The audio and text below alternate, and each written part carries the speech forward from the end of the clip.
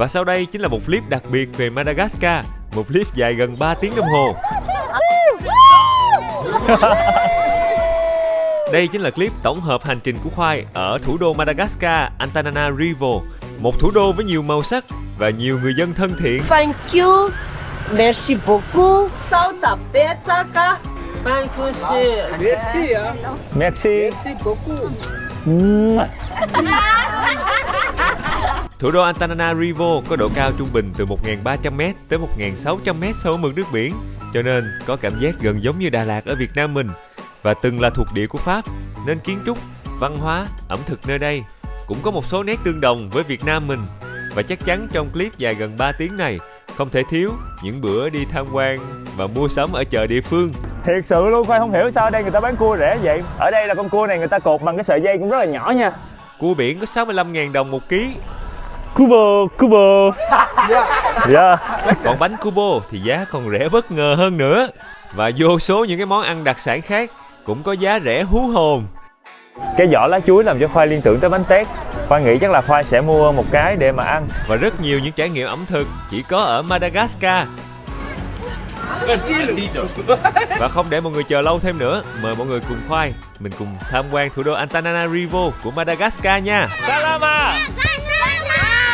Mình đã trở thành đại ca của mấy đứa nhỏ. Xin chào Việt Nam. Xin chào Việt Nam.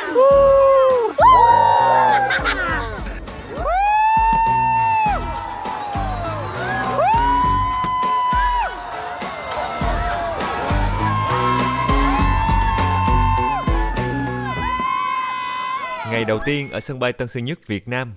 Khởi đầu vào lúc 8 giờ tối ở sân bay Tân Sơn Nhất, Khoai bị delay 1 tiếng đồng hồ và 9 giờ hơn Khoai đã lên được máy bay để bay tới Mumbai, Ấn Độ. Để đến được Madagascar, Khoai phải bay 3 chiếc máy bay khác nhau và trong 2 ngày 1 đêm. Trời, đi máy bay mà còn hơn là đi xe đò mọi người. 2 ngày 1 đêm luôn á. Giờ thì xuất phát, máy bay bay xuyên đêm, nhưng mà hên hôm nay là ngày sáng trăng nên nhìn ra trời ha mọi người, có thể thấy ánh trăng nó lờ mờ trên cái bóng mây. Trời, sấm sét đùng đùng nữa chứ. Mà cái đám mây này rất kỳ lạ nha. Nó sấm sét liên tiếp mà cả nửa tiếng đồng hồ. 5 tiếng sau, Khoai đã đáp xuống Mumbai, Ấn Độ và bây giờ chúng ta sẽ tự làm thủ tục chuyển tiếp máy bay. Có nghĩa là ở Mumbai, Khoai phải nhập cảnh vào Ấn Độ, sau đó Khoai lại xuất cảnh và bay một cái chuyến bay của một hãng hàng không khác. Vì trong thời điểm mà Khoai đi á, Khoai không có kiếm được cái hãng máy bay nào mà nó toàn quyền khai thác cái đường bay Sài Gòn Madagascar hết. Toàn là mấy cái đường bay mà mình phải chuyển tiếp 2 hãng máy bay, 3 chiếc máy bay mà giá cũng trên trời luôn, 2 mấy 3 mấy triệu một chiều. Cho nên là Khoai quyết định là mình tự bay qua Mumbai rồi mình đặt một cái chuyến máy bay quá cảnh ở Ethiopia rồi tới Madagascar. Nó sẽ rẻ hơn nhưng mà nó cũng có rủi ro cho mình nếu mà Khoai bị delay ở cái chuyến Mumbai, không kịp lên cho chuyến sau. Giờ thì mình sẽ vô cái quầy nhập cảnh vô Ấn Độ nha. 30 phút sau. Ở đây mọi người sẽ nhìn thấy có mấy cái anh nhân viên, mấy anh sẽ rinh hành lý xuống cho khách luôn. Bây giờ chúng ta sẽ cùng nhau kéo hành lý nhập cảnh vào Ấn Độ. Và Khoai phải cất cái này vô trong hành lý ký gửi vì chỉ ở Ấn Độ nha, tại Khoai bị một lần rồi. Lần trước Khoai bay á là tự nhiên bên khi mà Khoai đi qua cái cổng quét hành lý á thì lúc đó người ta không cho Khoai đem máy bay lên, người ta kêu là cái flycam này là có thể là làm gây ra sát thương ở trên máy bay, thành ra là mình phải ký gửi. Tự nhiên giờ để cái flycam ở trong vali thấy cũng lo mọi người.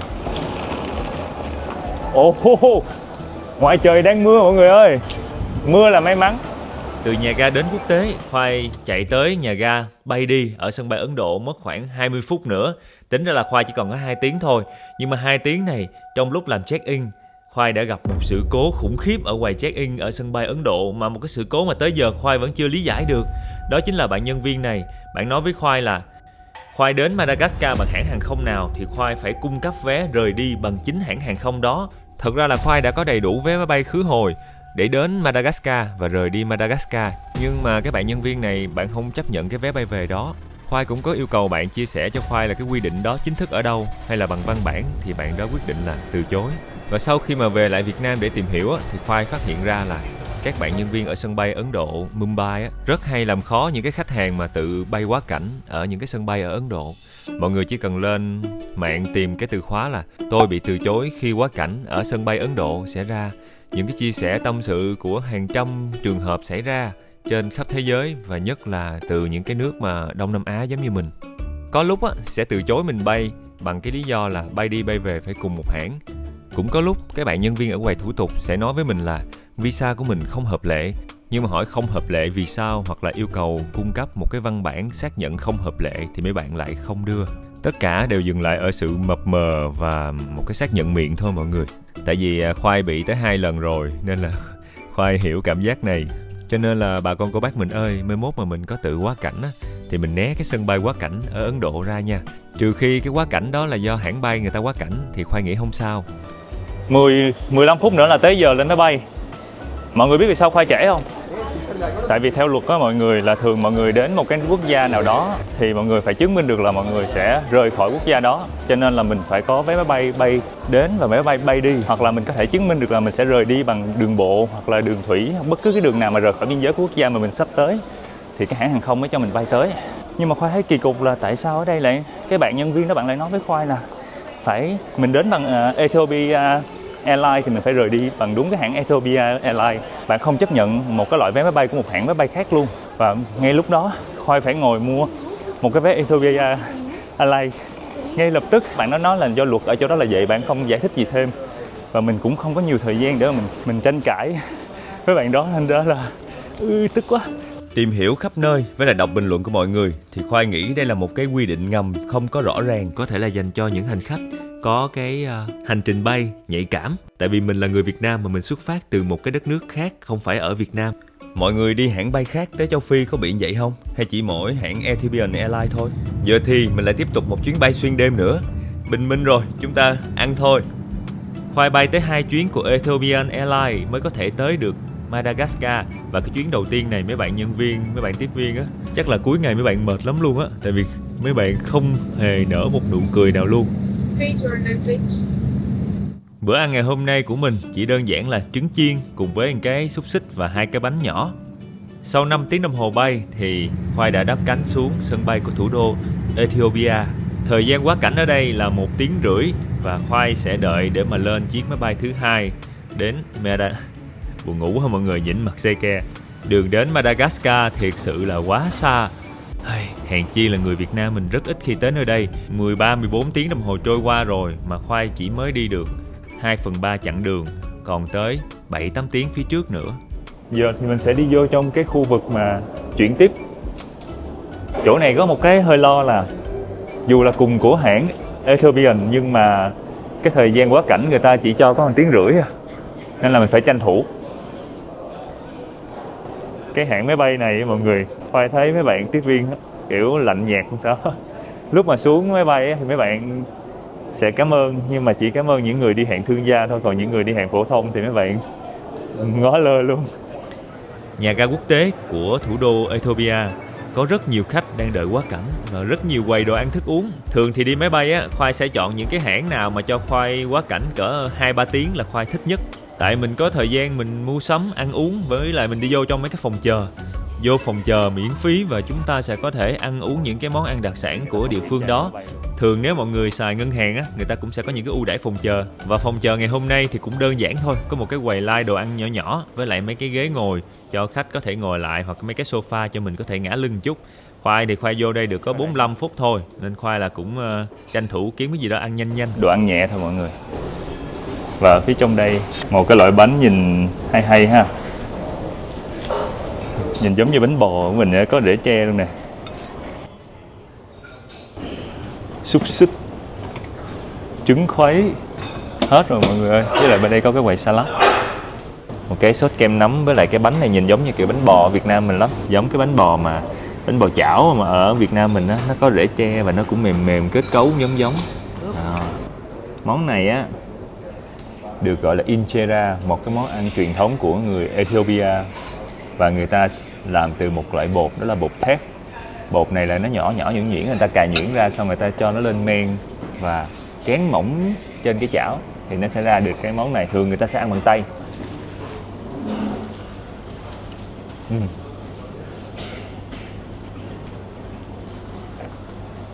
Nó chua lắm mọi người, nó chua hơn chanh nữa. Rồi mọi người sẽ tưởng tượng mình đang ăn một cái bánh bò mình dắt đậm nước chanh lên á. Và Khoai nghĩ là vì lên men hơi lâu á nên thành ra cái vị chua của nó rất là mạnh.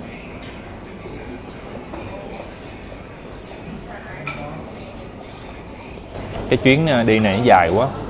Nãy giờ mọi người coi mà vẫn còn đang lang thang ở sân bay và trên máy bay vẫn chưa tới được Madagascar nữa.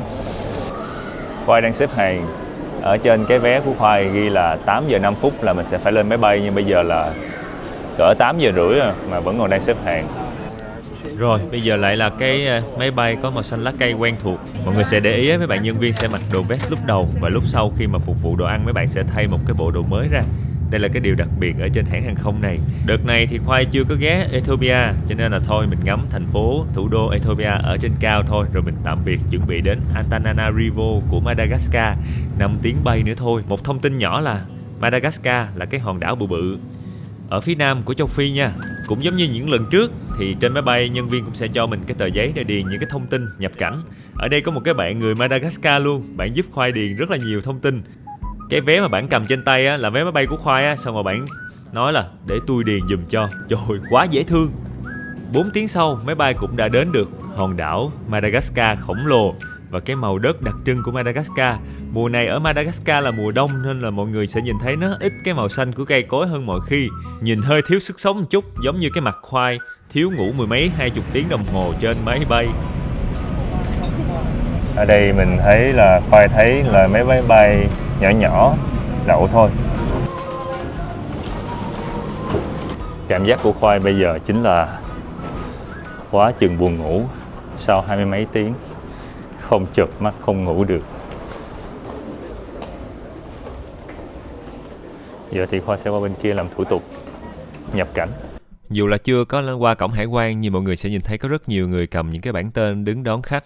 Là mấy cái này là dịch vụ đón khách đó mọi người, dành cho những cái người nước ngoài hoặc là những cái người mà muốn nhanh gọn đỡ nhức đầu thì sẽ nhờ mấy cái chú dịch vụ này. Người ta làm hết các thủ tục, người ta dẫn mình đi nhanh hơn. Quầy hải quan ở đây cũng nhỏ lắm mọi người, có khoảng 10 quầy thôi. Và bây giờ thì Khoai đang chuẩn bị làm thủ tục để mà nhập cảnh vào trong Madagascar. Khoai đã có cái e-visa ở đây rồi, mình xin trước ở trên trang web của Madagascar thì khoảng 30 tới 45 đô tùy vào cái thời gian mình lưu trú ở Madagascar mà mình có thể xin visa. Nó cũng đơn giản lắm, điền form rồi cái kiểu đó, đóng tiền là 1 ngày 2 ngày sau là người ta gửi một cái xác nhận là đã cấp e-visa cho mình. Và Khoai đã gặp một cái sự cố dễ thương, không biết nói sao nè mọi người. Xong rồi cái ông kêu bỏ vô đây, bỏ vô Exmo đi. Mọi người có biết hai anh em Khoai đã gặp điều gì khi mà đi qua cổng hải quan không?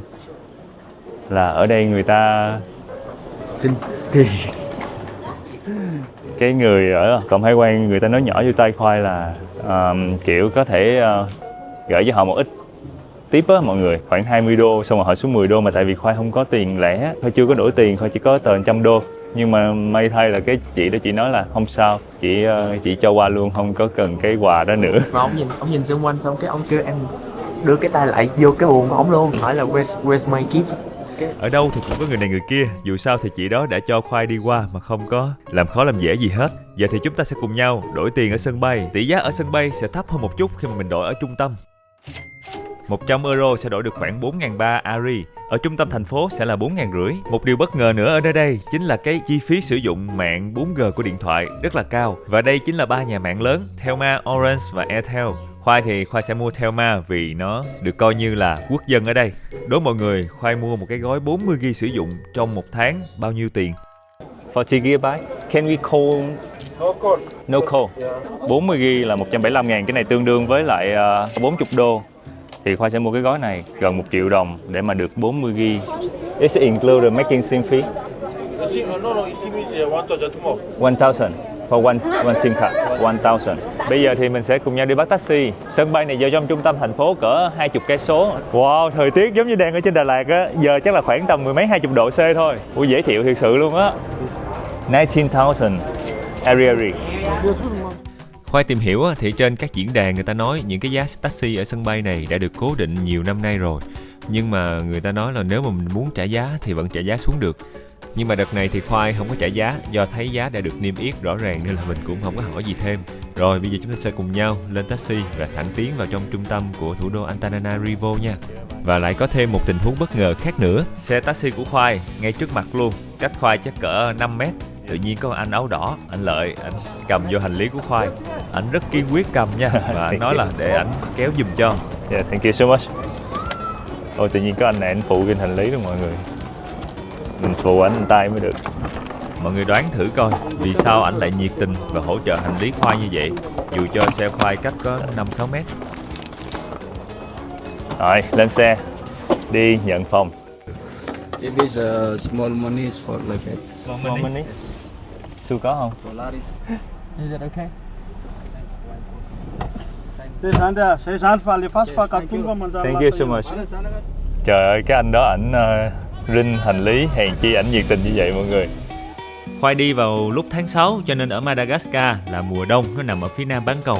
Cho nên mọi người sẽ nhìn thấy cánh đồng này nọ người ta thu hoạch hết rồi, nó không có còn nhiều màu xanh của cây cỏ nữa. Ấn tượng đầu tiên của Khoai về nơi này chính là thời tiết mát mẻ và quần áo người ta hay phơi dọc đường lắm mọi người. Người ta phơi dọc đường, dọc bờ hồ, bờ sông, phơi trước nhà, phơi trên nóc nhà, ngoài hàng rào. Còn những cái chiếc xe buýt thì luôn luôn mở hờ cửa sau như vậy để mà có thể đón khách và thả khách dễ dàng. Nhìn những ngôi nhà trên đường, mình cũng cảm giác được phần nào khoảng cách giàu nghèo ở nơi này. Có những căn nhà rất lụp xụp nhưng mà cũng có những căn nhà rất là kiên cố và đẹp đẽ. Gặp nhiều khó khăn trên đường du lịch như vậy, nhưng mà tại sao Khoai vẫn tới Madagascar? Tại vì văn hóa, ẩm thực và con người nơi đây cũng có rất nhiều điều thú vị, dễ thương và cởi mở. Và cảnh cũng đẹp lắm. Mọi thứ giống như là quay ngược thời gian, bị kẹt lại ở mười mấy năm trước. Xe cộ cũng là những cái dòng xe hồi xưa cũ cũ, ít những cái dòng xe hơi đời mới lắm. Dọc đường mọi người sẽ thấy có nhiều bạn mà bán hàng rong như vậy lắm. Mấy bạn sẽ đến chào mình. Những cái xe mà du lịch á, mấy bạn sẽ dơ hàng lên, ai muốn mua thì gọi mấy bạn sẽ bán. Có một bất ngờ mà Khoa nhìn thấy ở đây á, là mọi người đi bộ ngoài đường rất là nhiều. Đi bộ, đi xe đạp và có cả những cái làn đường riêng dành cho người đi bộ và người đi xe đạp nữa. Và phụ nữ, trẻ em đi ngoài đường cũng nhiều, chứng tỏ đây là một cái nơi khá an ninh và an toàn cho phụ nữ. Tất nhiên là cho phụ nữ bản địa nha, còn khách du lịch thì Khoai chưa dám khẳng định. Nhưng mà bước đầu là mình nhìn thấy nơi này là một nơi rất nhiều màu sắc và cảm thấy tò mò và phấn khích để mà khám phá. Với lại có nhiều món ăn ngon nữa. Trời ơi, đằng kia Khoai còn thấy người ta đang giặt đồ ở dưới bờ sông mà người ta phơi đồ ở trên những cái bãi cỏ nữa. Hôm nay là buổi chiều rồi, giờ chắc là mình nhận phòng xong rồi mình sẽ nghỉ ngơi, xong rồi ngày mai mình sẽ dành một cái ngày đi lang thang khắp nơi để mà nhìn thấy cái cuộc sống này nó gần hơn. Thủ đô Antananarivo của Madagascar có độ cao trung bình khoảng 1.300m so với mực nước biển, cho nên là khí hậu ôn hòa quanh năm. Với lại Khoai đi vào tầm khoảng tháng 6, cho nên là mùa đông ở bên này khí hậu càng mát mẻ và lạnh hơn nữa.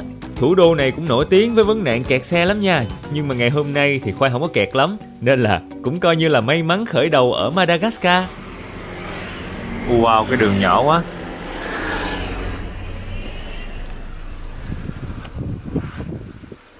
Nhà mà Khoai thuê để ở bên này nó sẽ nằm cạnh cái bờ hồ.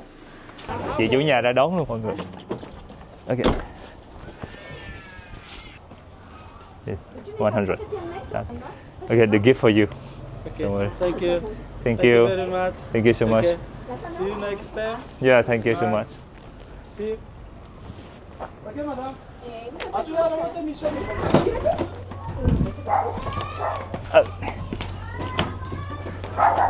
Don't worry, I can take it. Ah. Wow. Một con chó nhỏ đang sủa mình một cách rất là nhiệt liệt luôn á. Dữ thiệt. Yes. This is my room. Wow, so wonderful. Cuối cùng mình đã tới được cái phòng của mình.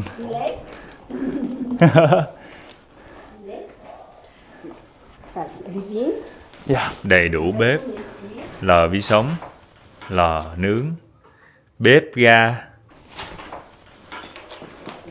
Wow. Một cái phòng với một cái view ra hồ. Wow. Quá đẹp luôn. Ở đây đâu có cần máy lạnh đâu mọi người, tại vì nhiệt độ nó ôn hòa, dễ chịu quanh năm.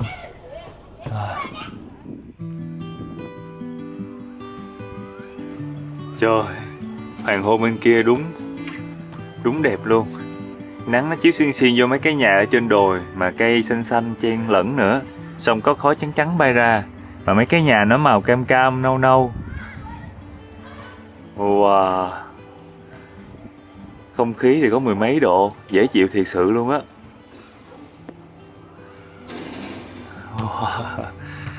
Khoai bắt đầu thích Madagascar rồi nha.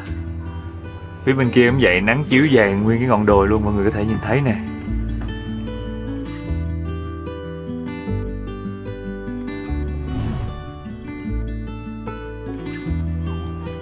Ở đây còn có cái máy giặt nữa nè em. Không biết có xài được không nữa. Bên nhà thì mấy đứa nhỏ đang chơi bóng rổ.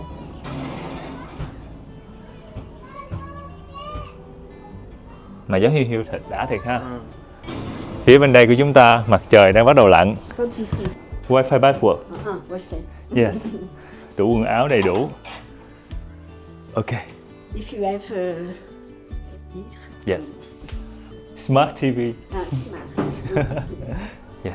Ça y est. Thank you so much. Bon séjour. Yeah. Merci beaucoup. Merci beaucoup. How to say thank you in Madagascar?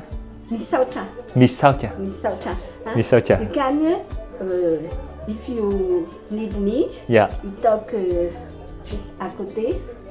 Mais WhatsApp. What's up? WhatsApp. Yeah, what's up? WhatsApp. Yes. WhatsApp. Okay. Sur WhatsApp.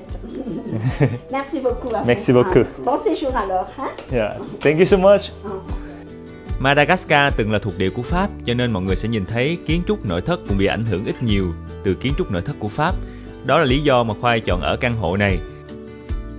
Với lại một lý do mà hấp dẫn Khoai không kém, đó chính là cái tầm nhìn ra khung cảnh, ra bờ hồ quá đẹp.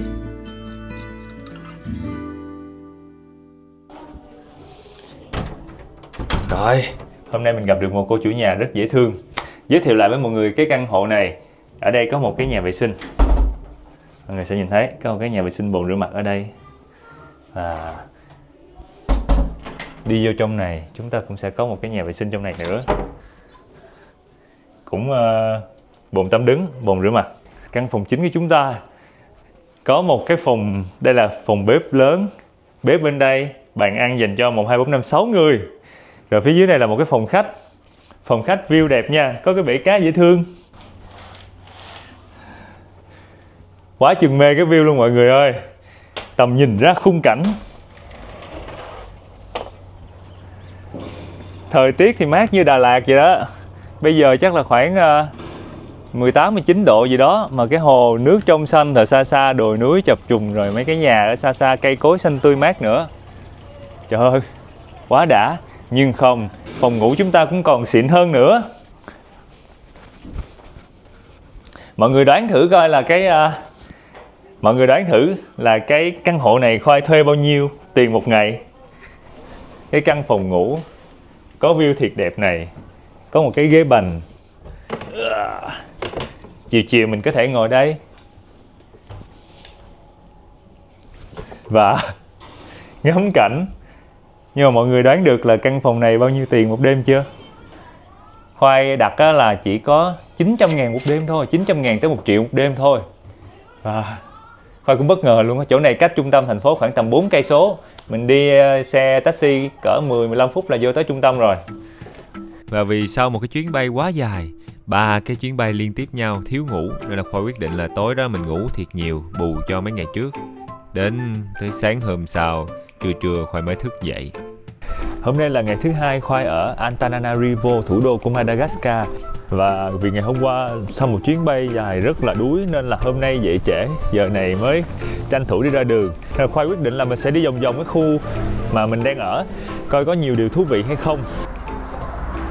Khoai phải công nhận là thời tiết đã lắm, nắng tát vô người nhưng mà vẫn cảm giác rất là mát lạnh và không có hề bị mệt. Chỉ có điều là cái đường hơi bụi thôi. Nhưng mà mọi người để ý kỹ không? Hai bên đường rất là ít rác. Nhìn, Khoai vừa mới nhìn thấy có một cái loại bánh. Hello. Có một cái tủ nhỏ ở đây. Có một cái bánh chiên hơi cháy một chút. Còn cái bánh bên đây thì là nó giống như bánh nướng. Còn phía bên đây thì lại là một dạng tròn tròn giống bánh cong. Two dish. Two. Yeah. Two. And one. On one. Yeah. Menakeli. Menakeli. Thank you. Repeat please. Repeat please. Menakeli. Sa. Yes. Mila Kelly. Menakeli. Mena Kelly. Oui. Mena Yes. Kelly. And Yes. Mufukasi. Mufukasi. Đây là tên của hai loại bánh. Thank you.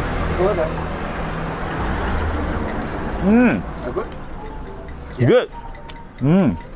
Nó giống như là một loại bánh bò nướng, không quá ngọt, thơm men, rất là ngon mọi người, nhiều rễ tre lắm luôn. Wow, quá nhiều rễ tre, ngon ha, thơm men thiệt luôn á, mà nó không hề bị chua nha, thơm men nhưng mà không chua, giống như cái bánh hôm qua Phan ở sân bay.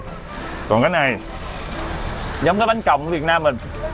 Mình phải nhớ tới cái bánh mì chiên mỗi lúc Khoa đi học làm từ bột mì á, tối mình nhồi bột xong rồi sáng mẹ chiên cho mấy anh em đi học. Hương vị quen thuộc tuổi thơ, bột mì ngang nhồi với nước với men, xong rồi xe tròn lại rồi chiên với dầu ăn thôi, thêm xíu đường nhẹ nhẹ. Tự nhiên nhớ lúc nhỏ. 1.000 Ariary. 1.000 Ariary là khoảng 5.500 tiền Việt Nam cho 3 cái bánh thôi mọi người. Cái quầy của chị này dễ thương lắm, nhỏ xíu à, chỉ có cái bếp nhỏ ở phía trong, xong rồi có một cái ấm trà lớn, xong rồi chị đang nấu một cái ấm trà mới bên kia. Đây là một loại trà mọi người.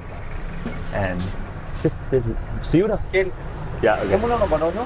Đây là một loại trà nóng, trà đường nóng của người dân ở đây. Đây là trà làm từ sả và cái mùi hương thoang thoảng.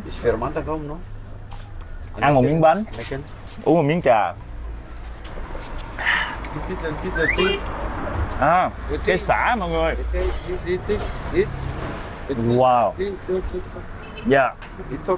It's okay. Ở đây Khoa thấy mọi người hay đến đây kêu một ly cà phê hoặc là một ly trà, ăn với bánh, uống trà, uống cà phê, số dắt luôn. Thank you so much.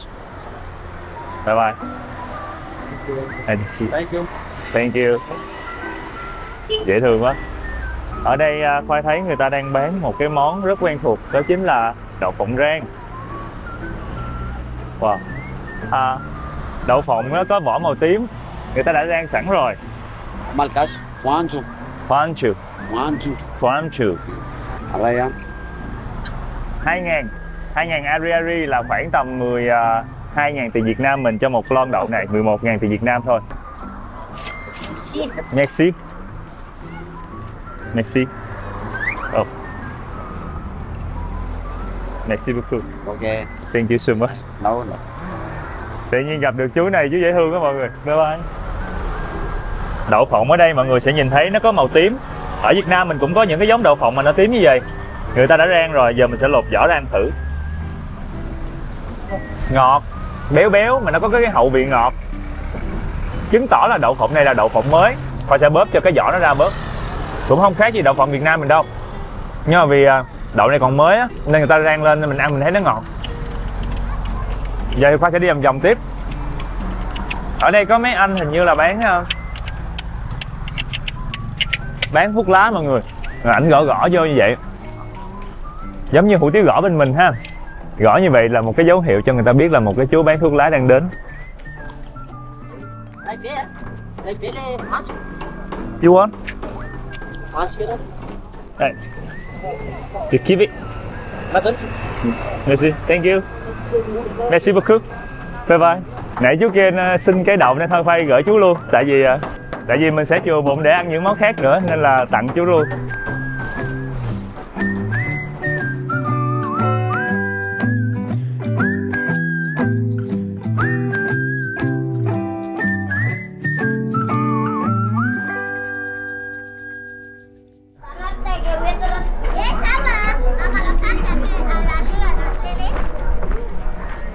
Hay. Trời ơi, chơi đánh bài nữa. Bonjour. Tôi báo công an bây giờ. Đang chơi đánh bài. Chạy hết trơn rồi. Bonjour. Mọi người ở đây dễ thương quá.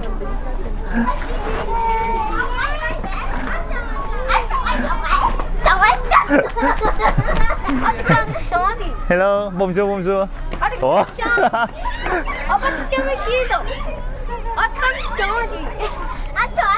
Tự nhiên Khoa thấy mình giống như ngồi. Wow. Yeah. Photo. Yeah, photo. Con sống con đâu? Con xí sống Trời ơi, mình không hiểu mấy đứa nhỏ nói gì luôn á. Ước gì mình có thể nói chuyện gì được với tụi nhỏ. Dễ thương như trời.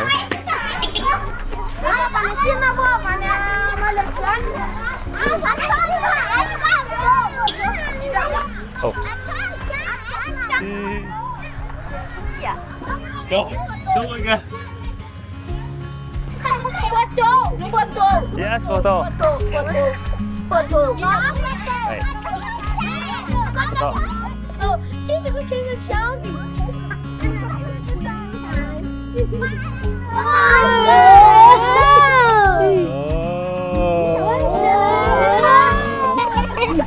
Sao đầu người nè tí. Làm Khoai nhớ Khoai lúc còn nhỏ. Hồi lúc còn nhỏ mà Khoai học cỡ cấp 1, chắc lớp 3, lớp 4 gì đó. Cái lâu lâu có thấy một cái ông Tây hay bà Tây đi du lịch đạp xe đạp hay là đi ngang quê mình á, nguyên đám la hello hello chạy theo quá chừng. Thì bây giờ thấy mấy đứa nhỏ này cũng đi chen Khoai lúc nhỏ. Mọi người sẽ nghe thấy anh này rao là Cuba.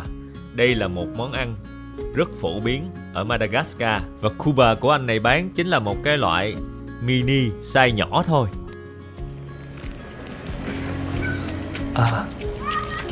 Two. Cheese or Japanese? No, Việt Nam. Vietnam. Yeah, Việt Nam. Okay. Yeah. There are three. Anh này khi mà anh bưng cái này nè, anh sẽ kêu là Cuba, Cuba. Yeah, Yeah. like that. You want Cuba? You want it? Hay là mua nhiều cho mấy đứa nhỏ? I want to buy for the little kid. Little kids. And how much for all? How much? I want to buy all. All this? Or all one by kids? A lot of kids in there. Okay, for you. Hey, for you. Merci. Merci beaucoup. Thank you. Merci. Thank you. Merci. Merci.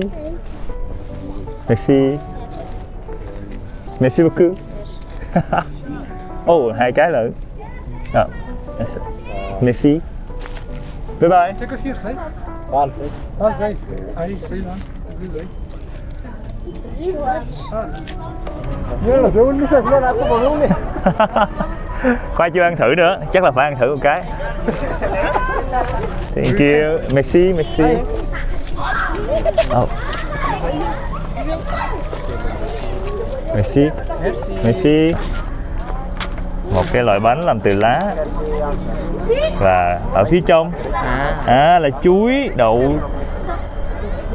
Ồ, giống bánh lá ở Việt Nam mình quá ha. Có đậu phộng ở trong này nữa. Thơm chuối nha. Có đậu phộng, có chuối, bột thì thơm thoang thoảng mùi, giống như mùi quế mọi người.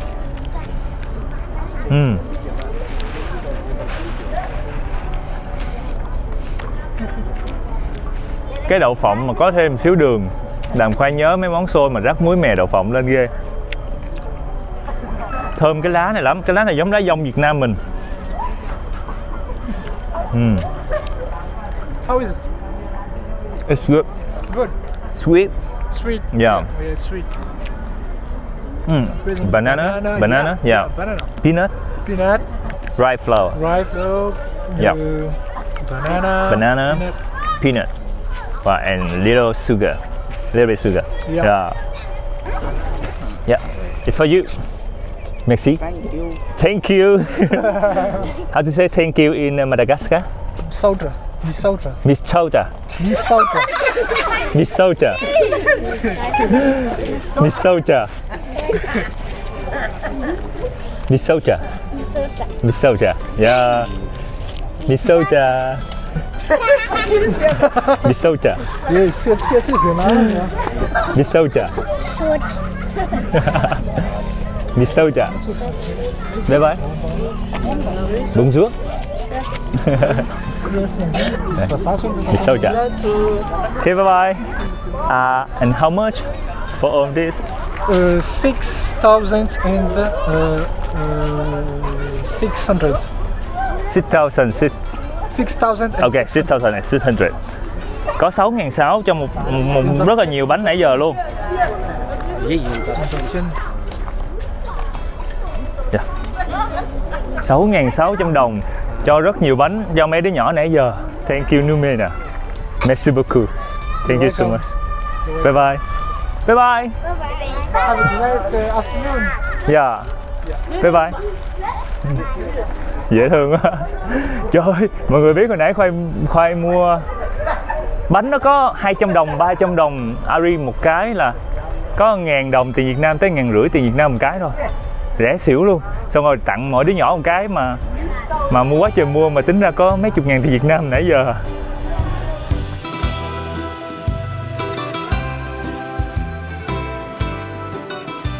Dù còn rất nhiều nghi ngờ về sự an ninh dành cho khách du lịch ở Madagascar, nhưng mà với Khoai á, thì Khoai thấy Madagascar dễ thương, mọi người ở đây thân tình, cởi mở và rất là hiếu khách.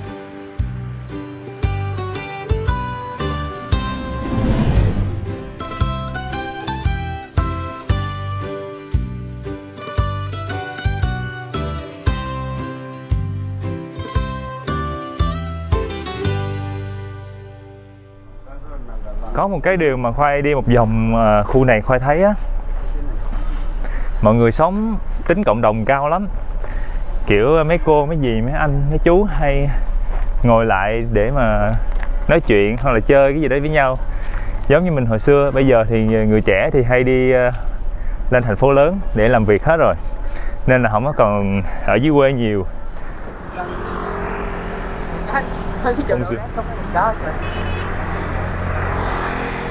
Ở đây mọi người sẽ thấy có những cái khung xe rất là cũ rồi, người ta vẫn bung ra để người ta sửa làm xe được.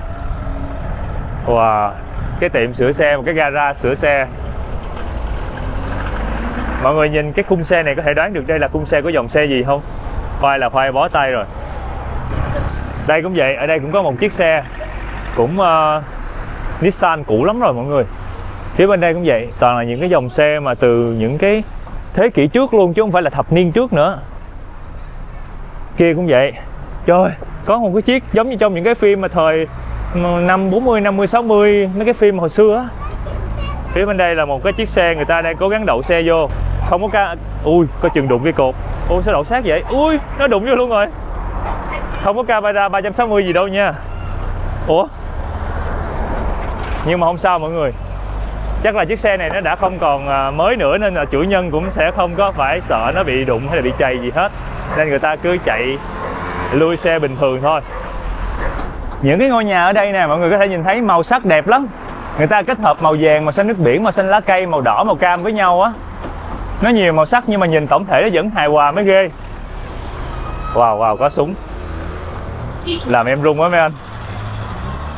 Trong đây là một cái loại bánh giống như là tacos. Wow, this is tacos. Tacos. One. Anh sẽ bỏ vô trong đây để mà nướng lại.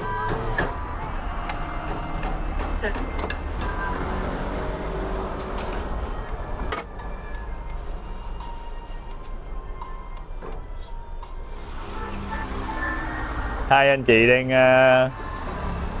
nhấn cái giá tiền cho Khoai. Không biết bao nhiêu tiền luôn. Khoai sợ là hai anh chị này không biết chữ luôn. Cứ được. Chắc 5.000 quá à. 5.000 Ari là khoảng 25 tới 30.000 tiền Việt Nam. Nhưng mà ảnh không có đủ tiền thối nên phải chạy đi đổi tiền qua bên đây. Ảnh không có tiền thối. Với lại hai anh chị hình như là cũng không biết chữ luôn mọi người, nên là đưa cái máy tính anh chị cũng không bấm được ra giá tiền luôn. Merci beaucoup. Cái bánh này á, là đã được làm sẵn rồi. Xong rồi khi mà mình mua người ta mới bỏ lên cái lò, một cái máy người ta nướng lại. Thơm thoang thoảng, mùi thịt, mùi tiêu.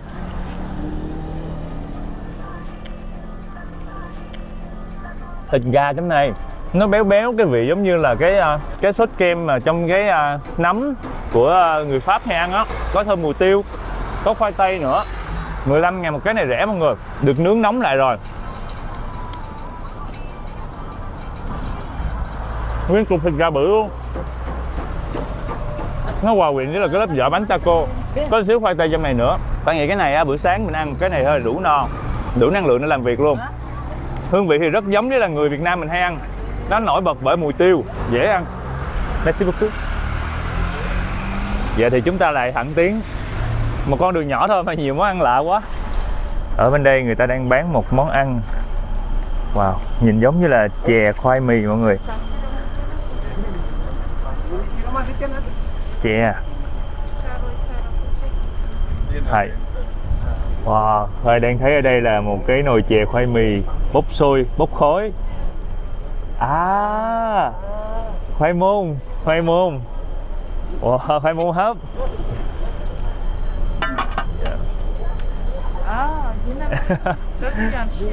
Chị không hiểu, Khoai không biết nói tiếng Pháp mà chị cũng không biết tiếng Anh á, nên là toàn là dùng ngôn ngữ hình thể thôi mọi người. Cái kiểu vậy. Dạ. Wow, nó hơi sệt. Merci. Mấy anh đã chọc Khoai, chắc Khoai nói từ merci nhìn nghe mắc cười quá. Đây, nó sệt. Có thể là do khoai mì nó chảy ra nên nó sẽ tạo cái độ kẹo. Có một xíu cái dừa nạo lợn cợn. Khoai sẽ múc thử cái khoai mì ăn nha.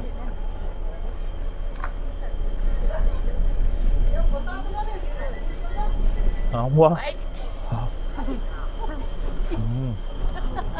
Nó đặc nhất à. Chưa bỏ đường. À, sugar. Siramam.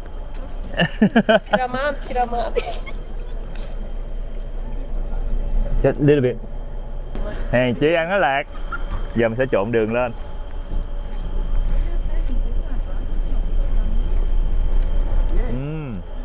Có đường vô, nó giống chè hơn rồi.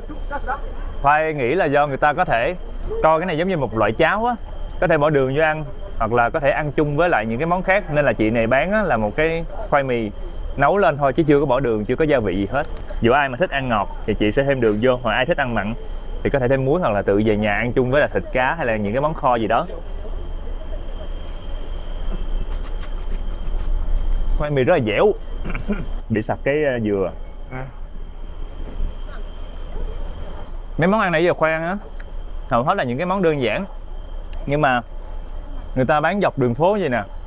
Mà cảm giác Khoai làm cho Khoai nhớ quê mình hồi xưa. Quê Khoai hồi xưa cũng vậy á. Đi ngoài đường lúc nào cũng thấy những cái món ăn vặt mà những cái món đơn giản. Kiểu bây giờ hiện đại thì mấy bạn trẻ hay ăn mấy cái món như trà sữa hoặc là mấy cái món bánh mà hiện đại hơn á. Nhưng mà Khoai vẫn thích cái kiểu mà những cái món ăn vặt mà nó đơn giản, mà nó dùng những nguyên liệu địa phương như vậy hồi xưa. Chắc là do mình già rồi mọi người, nên mình bắt đầu thích những cái mà hoài niệm đơn giản như vậy. Mọi người nhìn cái cân đòn của chị nè, có một cái cục tạ ở trong. Mấy chị này cứ cười Khoai à. Kiểu giống như là xong rồi để cái củ khoai môn cân. Excuse me, I want buy orange. Ê, cái cam này nó xốp, nó méo nha, nhưng mà nó bọng ruột. Nhìn dễ thương lắm. Có đánh dấu sơn nè, Khoai cũng không hiểu. Theo như Khoai tìm hiểu thì cái màu sơn cho những cái trái cây này nó giúp phân loại cái giống cam nào với giống cam nào chua hay ngọt, để người mua dễ dàng lựa chọn hơn. Mọi bữa đi mua bơ, mua chuối, mua mấy cái trái khác, Khoai cũng thấy người ta đánh dấu luôn, nên là không biết còn có bí mật nào nữa hay không. How much? 4.000 cho mấy cái cam này với lại một cái chén chè lúc nãy. Chắc là chè khoảng 1.000 đó mọi người, còn cam là 3.000. Merci. Thank you so much. Bye bye. Bye bye. Giờ mình sẽ đi thẳng xuống bờ sông ở dưới nữa để mà chụp mấy tấm hình. Ở đây Khoai cũng thấy có một cái quầy ăn vặt nè, nhìn giống như mấy cái xiên cá viên chiên, chả giò rồi thịt xiên. Wow. Mọi người nhìn thấy nó mọng nước không? Khoai sẽ bốc. Con ruồi. Cái vị rất là đậm luôn á. Chua nhiều mà cũng ngọt nhiều, mà nó rất là thơm mùi cam nha. Nó không phải là thơm thoang thoảng nào mà cái mùi vỏ cam nó đậm lắm. Cái này do khoai. Cái miếng muối này chua vậy à? Này cái trái này chua, trái nãy nó nhiều lắm luôn á. Khoai đang đi ngoài đường, Khoai thấy rất là đông cô chú buổi chiều đi ra đường. Ở đây có một bạn đang bán một loại bánh nhìn giống bánh xèo ghê mọi người. Salama. Và bạn đang chiên cái bánh ở bên đây. Món bánh này tên là Mufana, một trong những cái món bánh rất phổ biến ở những cái khu chợ hay dọc lề đường ở Madagascar. Chiên mỏng, nhìn giống bánh xèo Việt Nam mình ha. Mình sẽ lấy một cái ăn thử. Đây, cái bánh nó mỏng lắm. Và nó mỏng ở mép, dày dần ở phía trong. Khoai gắn thử nha, trong đây Khoai thấy có hành lá, có cà rốt. Giòn xốp. Không có nêm gia vị gì nhiều, có hơi vị mặn mặn thôi. Thơm mùi hành lá. Giòn tan luôn mọi người. Cảm giác đây giống như là một loại bột gạo. Xong rồi bỏ xíu hành lá, bỏ xíu cà rốt vô, thì nêm xíu muối là xong.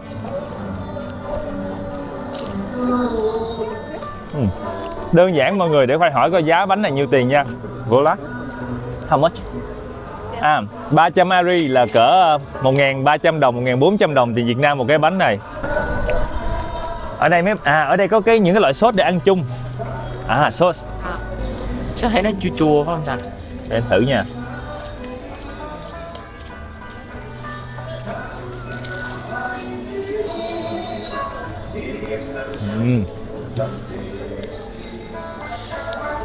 Cái sốt nó mặn mặn béo béo. Có sốt vô á, ăn dễ ngán hơn nha mọi người, tại vì nó béo hơn. Nhưng mà cái món này Khoai nghĩ là ăn vặt trong những cái lúc trời lạnh về cũng hợp. Vì sao cho? Thank you. Khoai đi bên đây thì Khoai thấy có một cái quầy bán thịt nướng mọi người. Thịt nướng ăn với mì hay sao đó. Thịt này là thịt bò ở trong tủ, và mọi người sẽ thấy có những tô mì bên đây. Và ở đây có thấy mì nè. Chắc là mình sẽ chờ cô chủ quán. Hình như cô chủ quán cổ đang Salama. I want one. Rồi mình sẽ đặt cái dĩ này lên trên than. Có những cái lỗ nhỏ nhỏ ở trên dĩ. Đây, chị sẽ lấy mấy cái xiên thịt này ra. Mấy cái xiên thịt này nhỏ xíu tiếng ngon lắm nha. Salama. Nó ngọt nha. Sugar. Chị nêm một đống đường luôn. Vậy là cái món này là món ngọt hay món mặn ta? Một xíu dầu ăn lên trên nữa. Không biết nhiêu tiền xiên chứ Khoai thấy tiền dầu ăn hơi nhiều nha. Nãy chị chế nhiều dầu ăn lắm. Thêm 5 xiên nữa, Khoai mua 10 xiên lận, tại thấy 5 xiên hơi ít. Xong bây giờ chị bắt đầu chuẩn bị chở nè. Rồi chị sẽ quạt để cho than nóng lên để mau chín thịt bò.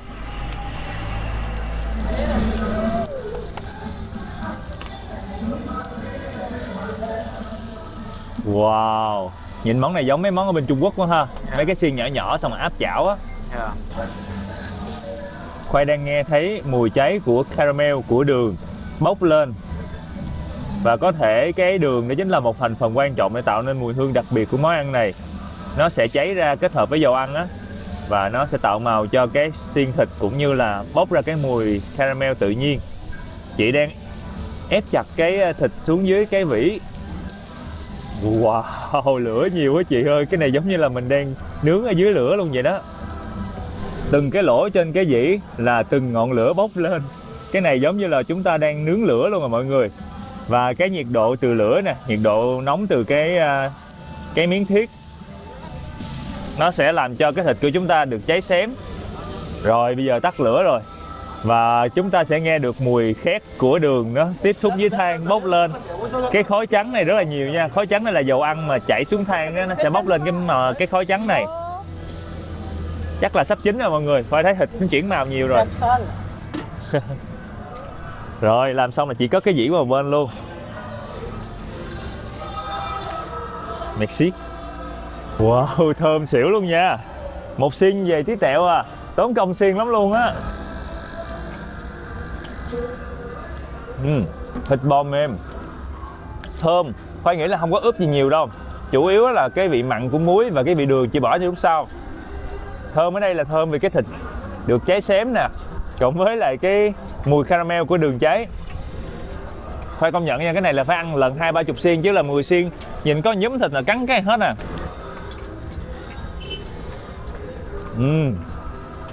Với lại bò bên đây nó có cái mùi hương thoang thoảng, nó gần giống như là bò lai với dê ấy mọi người. Ăn cái này cẩn thận mọi người, mình mà cắn cái môi mình vô cái cây này tuốt một cái là nó sẽ đứt miệng liền. Vừa nghía qua thì Khoai cũng nhìn thấy chị đang chiên mấy cái bánh sambos. Mấy cái sambos này cũng gần giống như samosa ở Ấn Độ, vỏ ngoài làm từ bột mì. Với lại nhìn chị chiên rất là ráo dầu, mà vỏ nó rộp lên, chắc chắn là rất là thơm và ngon và giòn, nên phải ăn thử thôi mọi người. Ta sẽ lấy 2 cái. Nóng không? Vì sao chứ? Em ăn cái đi, anh ăn cái. Thơm mọi người, ráo dầu. Ủa, nóng à? Sao ăn nó bị bốc khói miệng luôn. Giờ sẽ tới lượt Khoai ăn. Rút kinh nghiệm chúng ta sẽ phải thổi cho nó nguội bớt.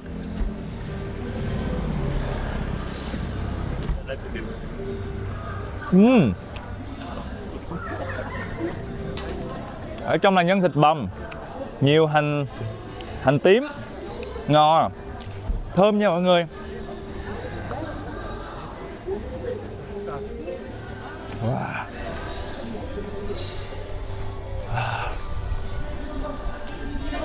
Ngon.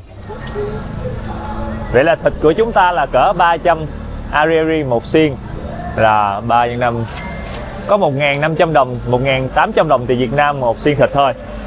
Vì sao chứ? Bye bye. Wow, hoàng hôn bên kia đẹp quá. Ở đây có một cái ban nhạc đang hát, và ở dưới đó mọi người đang nhảy múa với nhau, dễ thương quá vậy. Wow.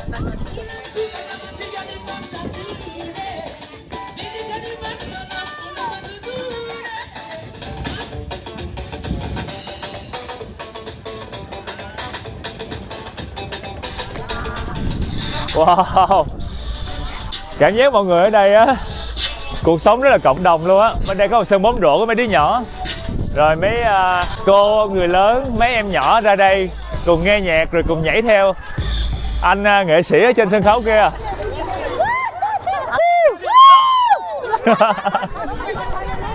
Tubakan Avalina, Avalina, Avalina, Anareu. Tubakan Avalina, Avalina, Avalina. Sai, DJ Rector Vitan. Chiều tới chỉ còn một cái band nhạc nhỏ thôi, bà con trong xóm cùng nhau ra đây nghe nhạc rồi nhảy múa dưới nhạc hoàng hôn ở phía xa xa kia, nguyên một cái thung lũng. Nói chung là tự nhiên Khoai thấy thích Madagascar ghê và cảm giác rất là thoải mái luôn á.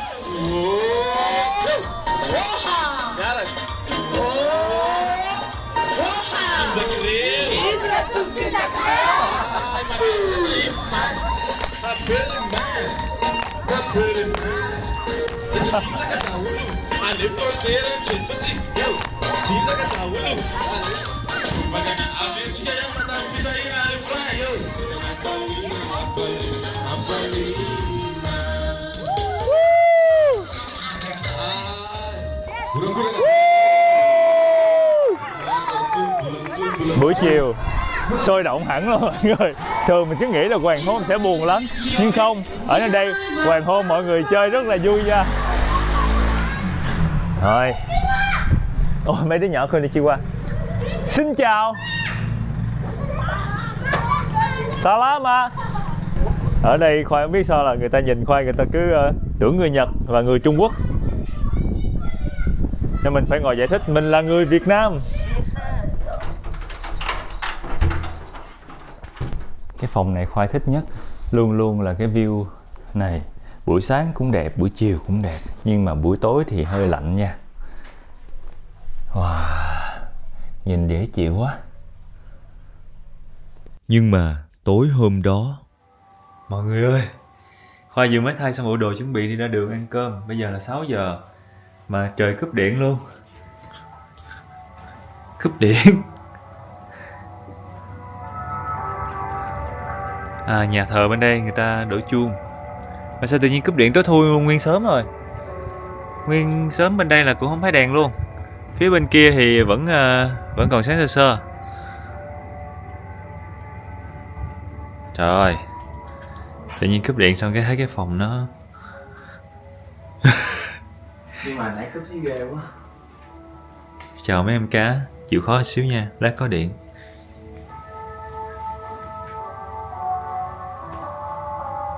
Trời. Sau khi mà tắm rửa, thay đồ mới xong thì bây giờ đã tỉnh táo hơn đôi chút.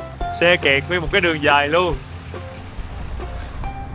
Ở Madagascar, buổi tối Khoai thấy người ta đi bộ nhiều lắm. Mà không phải nữa, ban ngày người ta cũng đi bộ nhiều. Thời tiết bây giờ khoảng tầm 10-11 độ C thôi. Và Khoai phải mặc một cái áo cổ lọ ở trong tại vì lạnh.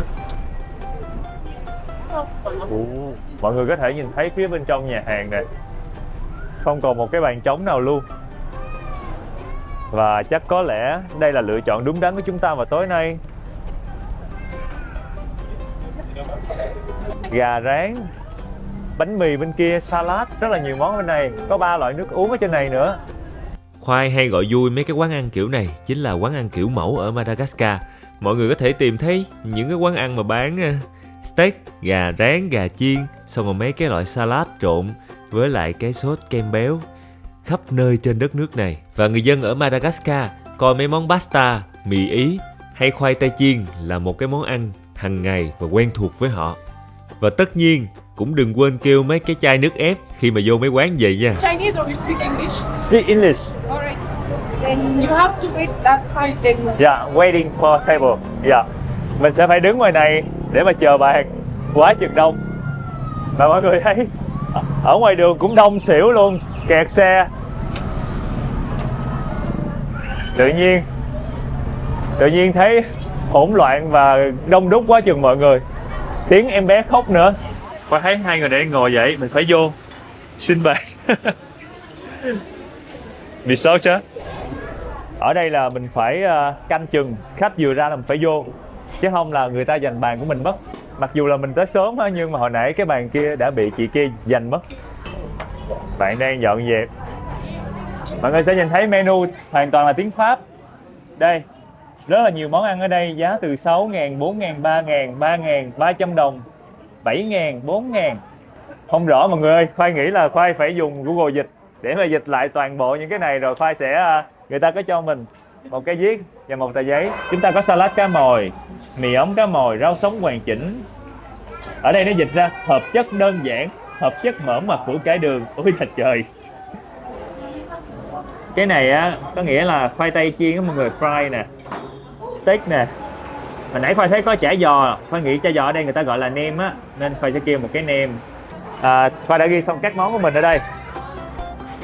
Vô mấy quán này trước tiên thì mọi người phải kêu một cái dĩa salad tổng hợp, chủ yếu sẽ là rau củ trộn với lại cái nước sốt kem béo.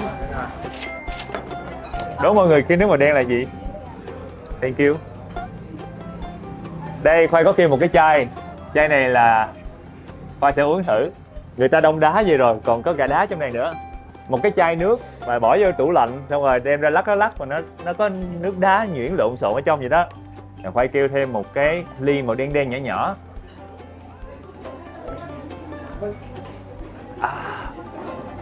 Ly này rất chua.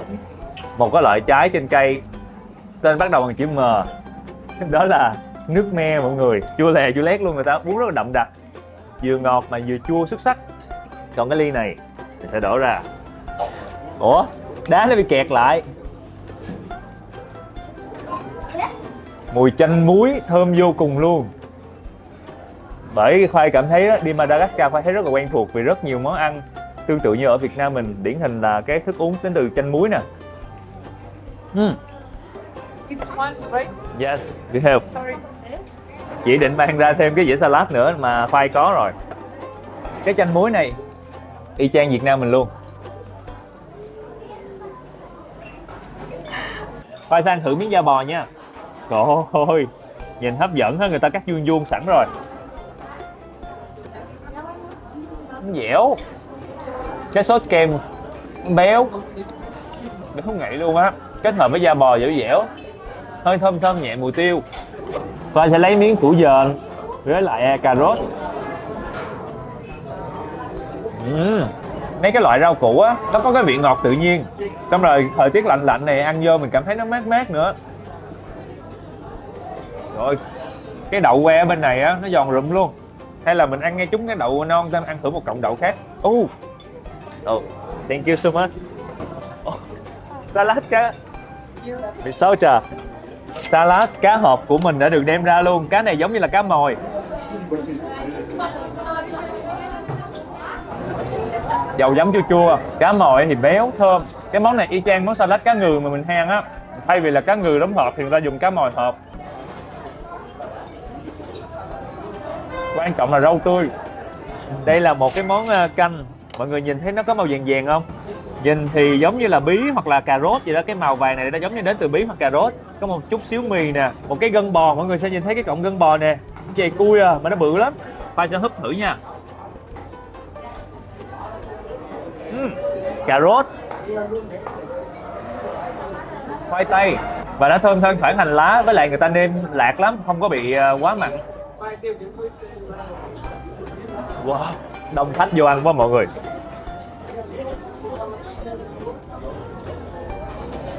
Đây, thôi cắm cái đĩa vô nha. Và chúng ta sẽ nhìn thấy bỏ mấy cái mì này ra, nó đang làm xấu cục gân. Rất nhiều gân mềm mềm, núng na núng nính ở đây. Gân dẻo.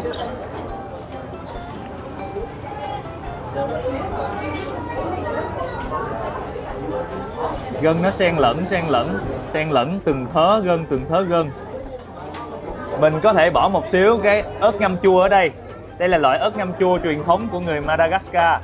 Ớt được ngâm với lại gừng, với lại giấm, muối, đường và nó lên men. Và cắn chung với cái này nó sẽ tăng hương vị hơn nhiều.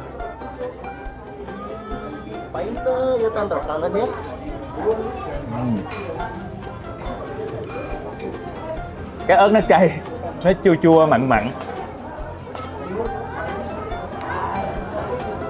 Ở Việt Nam mình chắc là mắc mọi người, nên là không thể nào mà có cái giá phải chăng như vậy được. Giờ thì Khoai sẽ tiếp tục ăn tiếp những cái món mà Khoai vừa mới gọi thêm. Khoai cảm giác là háo hức về nơi này, mà Khoai mong là những ngày tới Khoai ở đây tới 3 tuần lận. Và mình sẽ có 3 tuần thiệt là thú vị ở Madagascar. Sáng ngày hôm sau. Wow, mặt trời đang lên sáng chói ở phía bên kia. Mọi người có thể nhìn thấy nè. Bây giờ là mới cỡ 7 giờ 10 phút gì đó. Khoai dậy hồi lúc 6 giờ hơn rồi. Khoai thay đồ, đánh răng rửa mặt, vệ sinh cá nhân xong hết rồi. Giờ là chuẩn bị chúng ta sẽ cùng nhau xách một cái giỏ đặc biệt. Đố mọi người Khoai sẽ đi đâu? Khoai sẽ cầm cái giỏ này. Mình sẽ cùng nhau đi chợ sáng. Thật ra bây giờ cũng không phải sáng sớm lắm, 7 giờ mấy rồi thì cũng trễ rồi. Khoai dự tính là đi cái chợ đó lúc mà 6 giờ sáng, 6 mấy sáng kìa. Dậy không nổi mọi người, trời lạnh quá. Bây giờ nhiệt độ chắc cỡ 11, 12 độ. Khoai mặc có một lớp áo giữ ấm trong này rồi, xong một lớp áo thun, xong tới lớp áo sơ mi dày. Điều ấn tượng nhất mà Khoai tới đây từ ngày đầu tiên cho tới bây giờ là lúc nào trên đường cũng rất đông người đi bộ. Mỗi lần qua đường ở bên đây là Khoai lại hồi hộp. Không có đèn xanh đèn đỏ gì đâu, qua bằng bản năng thôi mọi người. Mấy chiếc xe màu xanh nước biển này là xe buýt nhỏ nhỏ vậy thôi. Bên tay phải của Khoai, mọi người có thể thấy là một cái quầy bán khoai tây chiên và bánh mì sáng sớm. Ở đây á, rất là phổ biến bánh mì như vậy. Người dân có thể ăn với lại pate hoặc là ăn với bơ vào lúc buổi sáng. Ê, nguyên cái bánh mì. Mấy đứa nhỏ đi chợ cũng xách theo cái giỏ nhỏ. Hầu như ai đi chợ cũng đem theo giỏ.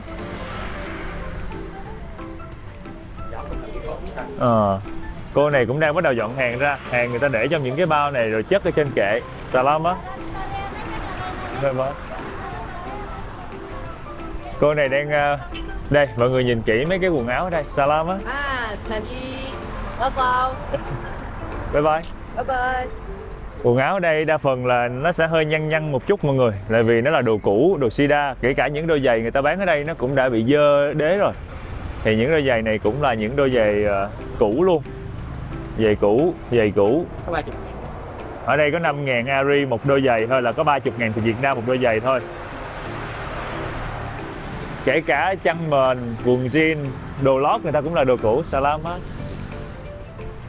Salama. Salama. Đây nè, đây có một bạn cũng xách giỏ giống Khoai. Ở đây anh này anh cũng có một cái giỏ luôn. Wow, quá trời trái cây luôn. Chuối nữa. Chuối ở bên Madagascar ngon lắm mọi người. Thì chuối ở đây á, vì thời tiết mùa này lạnh nên chuối nó chín chậm á, thành ra ăn nó rất là dẻo. Hồi Khoai sẽ mua ăn thử, mọi người ăn chung với Khoai nha. Ở đây Khoai đang thấy bán dâu tây. Salama. Dâu tây này là Good morning. Good morning. Salama. Yes, salama. Manawana tupku. I cannot understand. Manawana tupku. Good morning. Sorry. Manawana tup. Bonjour. Mana onatup. Manawana tup. Khó quá mọi người. Mana Awon tup. Mana ontup. Bonjour. Isota tupku. Merci beaucoup. Tự nhiên phải được học ngoại ngữ miễn phí luôn. Thank you is Misocha is thank you. Thank you. Merci beaucoup. Anti Malgache Misota tupku. Thank you Misocha. Misota. Dâu ở đây á, là cô đang bán với giá là 6.000 Ari, là cỡ 30-35.000 đồng một ký. Nó sẽ mềm đó mọi người, cái giống dâu này nó mềm lắm. Cô lựa cho mấy trái hơi dập. Mình sẽ lựa trái sống thôi. This is good. Good. Yeah. Good. Mấy trái nhỏ này nó cứng hơn là mấy trái lớn. Banana fresh. Cô sẽ lấy cái cục tạ đòn để lên, xong rồi lấy cái tay nhấn nhẹ nhẹ. Ok, 6.000 Ari cho 1 ký dâu. Ở đây cô đã được. Bye bye. Misocha. Can I try one? Oui. Khoai sang thử một trái nha. Ok. Đây, trái dâu của chúng ta. Tươi rói, đỏ mọng. Chua chua ngọt ngọt. Nhưng mà dâu này nó sẽ hơi mềm. Nó sẽ không có cứng trái giống như dâu đá ở Đà Lạt mình. Nên là Khoai nghĩ nó rẻ một phần là vì không có thể vận chuyển đi xa được á. Dễ dập lắm. Masidro. Yes, Masidro. Look at. Thank you very much. Thank you very much. Thank you very much. Merci beaucoup. Yeah. Malgache Misota tupku. Thank you so much. Merci beaucoup. Merci. Bye bye. Misota tupku. Bye bye. Have a bien. Rồi. Have a bien. Bye bye. 3.000 Ari 1 ký là khoảng 17.000 tiền Việt Nam, 15.000 tiền Việt Nam 1 ký bơ. Misocha. Misota. Hình như Khoai thấy phía trước mặt Khoai người ta đang bán một thứ rất đặc biệt. Một cái con mà có 8 cẳng 2 càng. Wow. Salama. Đó là con cua mọi người. Ôi, con cái bự quá vậy? Một con cua ở đây người ta bán bự lắm. Nó bự chà bá lửa luôn. Con này bự chà bá luôn nè. Ari. For 1 kilo. 1 kilo. 1 kilo.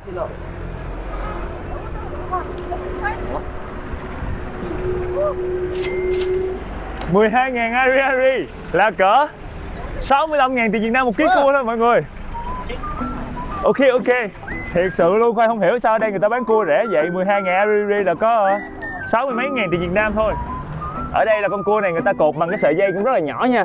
Đây là một cái sợi giống như một cái sợi tre hay sợi gì người ta tước ra, ngâm nước ướt rồi cột con cua thôi. Con này cũng dây nhỏ luôn. Tất cả đều dây rất nhỏ.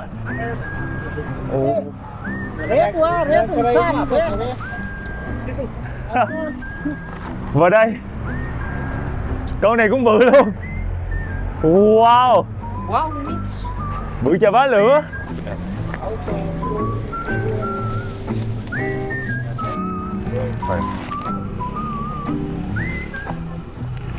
Mình sẽ bóp nhẹ nhẹ thử, thì ra Khoai cũng không có kinh nghiệm lựa cua đâu. Quên mua.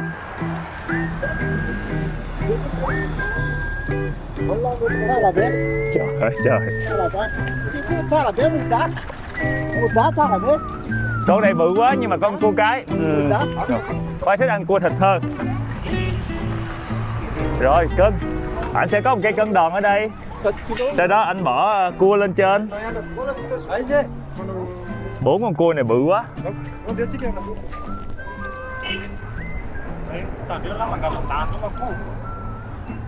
Mấy ký ta? 3 kg. 4 con cua 3 kg là một con 700 mấy 800 gram. Trời ơi trời. Tự nhiên Khoai thích Madagascar mọi người. Một đứa mê hải sản như Khoai có thể ra đây mua cua ăn mỗi ngày. Mì sao chà. Thank you. Mì sao chà. No. Okay. Sorry. Mì sao chà. Mì sao chà. Thank you. Cua rẻ tới mức một Khoai bất ngờ 12.000 Arari.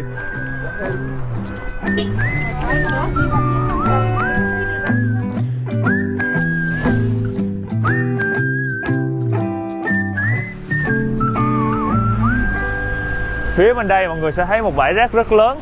Có thể là cái bãi rác này là do rác từ trong khu chợ này.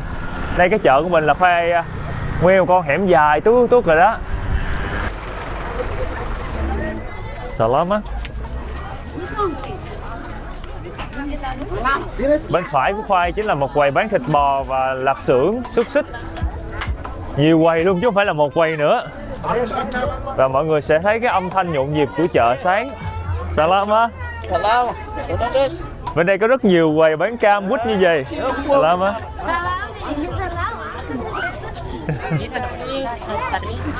Mọi người sẽ thấy ở đây có mấy cái thùng cam. Vola. Khoai sẽ hỏi giá tiền nha. Vola. Yeah. 1 kilo. Ở đây là đang bán là 4.000 một ký lô cam, là khoảng tầm 24.000 thì Việt Nam. Khoai sẽ thử trả giá xuống 3.500 nha. It's okay. No. Bạn không chịu. Nên là Khoai nghĩ thôi mình có mua cũng được. 4.000 cũng rẻ. Ok.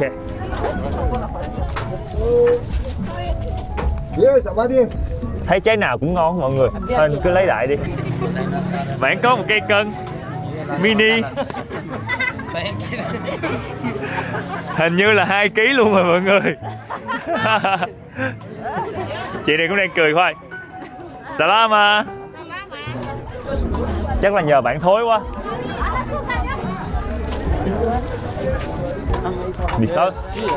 Mì sao chà. Bye bye. Mì sao chà. Mưa như vậy thấy bà con cô bác bán chợ cực thiệt á mọi người. Tại vì hàng vừa mới dọn ra mà mưa về dọn vô lại cũng không được. Mọi người sẽ nhìn thấy ở đây người ta có bán một cái món ăn đó chính là da bò. Da người ta đã luộc sẵn rồi làm sạch lông. Salam á. Ai nói đi du lịch châu Phi là trời nóng đâu. Thủ đô của Madagascar có 10 mấy độ C mà còn mưa phùn nữa. Khoai thở ra khói luôn. Trời ơi, đi chợ mà người nó quéo hết trơn. Vừa thở khói, vừa bị mấy chị đối diện nhìn cười quá chừng cười. Mấy chị ở đây đang cười. Salama.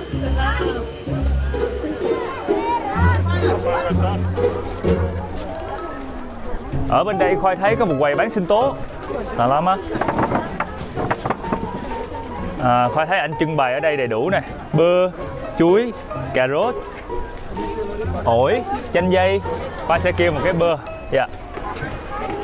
Và anh sẽ bắt đầu làm sinh tố cho Khoai.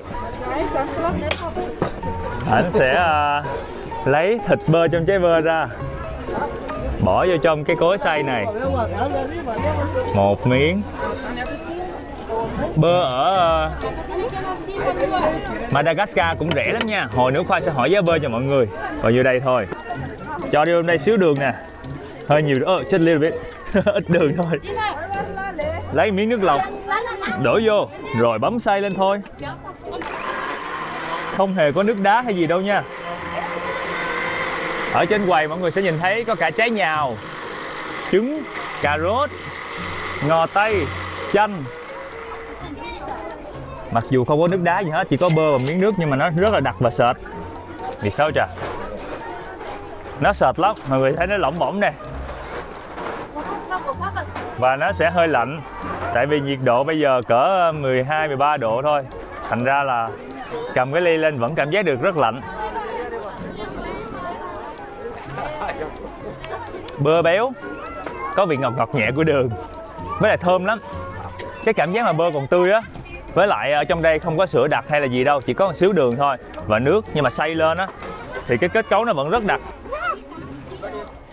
Đi tiếp mọi người. Trong đây chúng ta có một cái khu chợ bán nông sản trái cây. Salama. Và cũng đông người lắm. Cà chua ở đây chỉ có 2.000 một ký thôi, là 12.000 tiền Việt Nam một ký. Cà rốt bên đây, Salama. Cà rốt là 1.000, dưa leo là 500, cà chua là 500. Hai bên chúng ta sẽ thấy rất nhiều loại rau củ khác nhau. Có rau cải này, xong rồi có khoai lang, Salama. Nếu mà ở Madagascar mà ở Việt Nam á, chắc là Khoai sẽ qua Madagascar chơi hoài luôn á. Tại vì nông sản ở đây rẻ, đồ ăn thức uống ở đây cũng hợp khẩu vị với người Việt Nam nữa. Chỉ có điều là xa quá mọi người. Khoai tây ở đây là 1.800 Ari một ký, là cỡ 11-12.000 tiền Việt Nam một ký. Ui, ở bên đây có mấy cái củ cà rốt nè mọi người. Cà rốt nhỏ xíu à. Đây chính là loại cà rốt mà mẹ Khoai thích nhất. Tại mẹ Khoai quan niệm là cà rốt nhỏ như vậy là sẽ không có phân thuốc á, ăn rất là tốt cho sức khỏe. Và ở đây người ta bán chỉ có 600 Ari một ký, là cỡ 3.500 đồng tiền Việt Nam một ký cà rốt thôi. Sao rẻ dữ vậy? Khoai nghĩ là chắc là Khoai cũng sẽ mua một ít cà rốt đem về để mà mình có thể hầm rau củ hay là làm cái gì đó ăn. Salama. No, Việt Nam. Anh đã hỏi là người Trung Quốc hả? Cà chua ở đây là khoảng 1.200. Mà cà rốt hả? Dạ. Mà chật quá hả? Cái quầy cũng khó lựa ha. Có một cái hay ở trong những cái quầy này mọi người, là Khoai thấy người ta niêm yết giá rõ ràng. Người ta để giá lên hết 1.000, 1.200. Trời ơi, cà rốt của chú đây còn rẻ hơn, có 400 mà mọi người. Lại có 2.400 đồng, hơn 2.000 đồng một ký thôi. Carrot. Chắc là Khoai sẽ mua cà rốt nhỏ nhỏ của chú để mà ăn. Hay là mua loại này ta, loại này 800 đỡ hơn một chút nè. Mọi người thấy cái trái cà rốt này hình dáng nhìn nhạy cảm ghê mọi người. Nhìn sexy không? Có hai cái chân nè. Đây là cái mình của nó.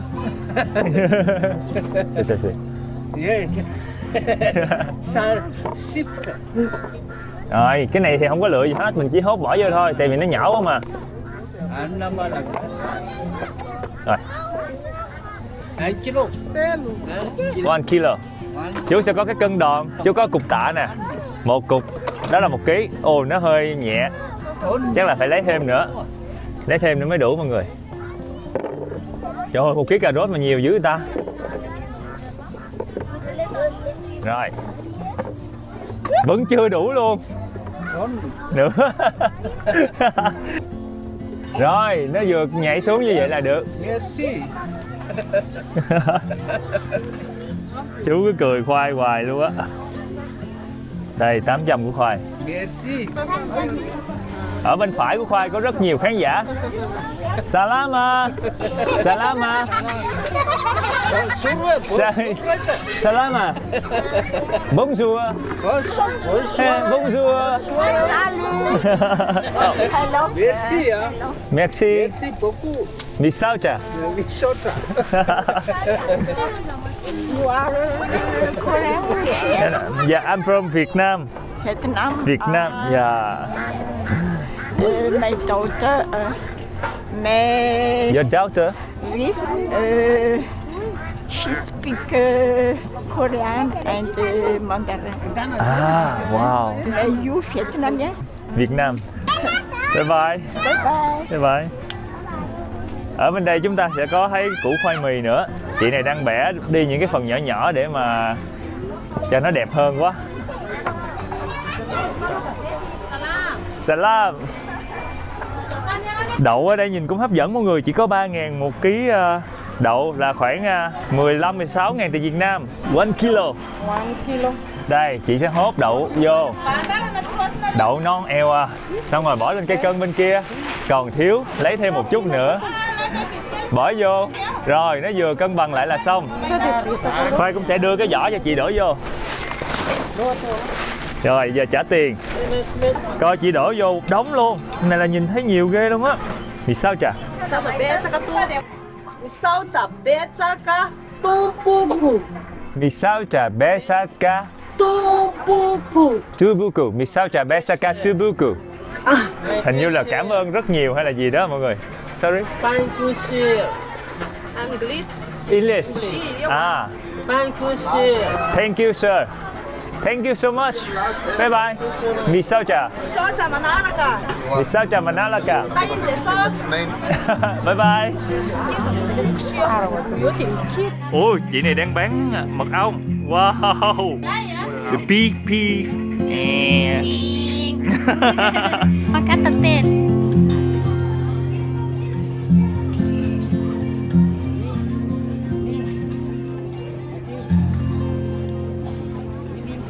Ở trong đây hầu hết những cái gia vị đều giống như ở Việt Nam mình. Có cả những cái loại gia vị mà tỏi nè, hành tím nè, hành lá nè, ngò nè, tiêu nè, ớt nè, y chang Việt Nam luôn. Ở bên đây Khoai thấy chú này đang bán rau lang với một cái loại rau nhìn giống như bồ công anh hoặc là rau cải trời vậy đó. Này là rau lang nhưng mà người ta lặt nhỏ về luôn rồi. Người ta chia thành nhúm rồi, mình chỉ cần lấy thôi. 1 nhúm, 2 nhúm, 3 nhúm. Mọi người sẽ thấy nó có cái bông nè. Và cái rau này Khoai thấy rất là phổ biến trong chợ nha. Chắc là nó sẽ giống như một loại rau cải trời. Còn rau lang bên đây 1 nhúm nè, 2 nhúm nè, 3 nhúm. Nhưng mà sao nó nát như vậy rồi làm sao bỏ túi ta nó rỡ lùm sao? Mình sẽ lấy bỏ bạch cà rốt ra. Đổ cà rốt ra. Rồi mình bỏ cái này vô túi. Người ta lặt lá cho mình hết rồi. Xong. Chú còn bỏ thêm 1 nhúm cho mình nữa. Vì sao trời? Nguyên một cái 6 mớ rau là 1.000. Ari là 6.000 tiền Việt Nam, 5.500 đó. Vì sao trời? Vì sao trời? Bye bye. Mana rekan Rai? Salama. Trời ơi, đậu của chị với đây còn non hơn nữa. Em lỡ mua mất tiêu rồi. Yeah. Bye bye.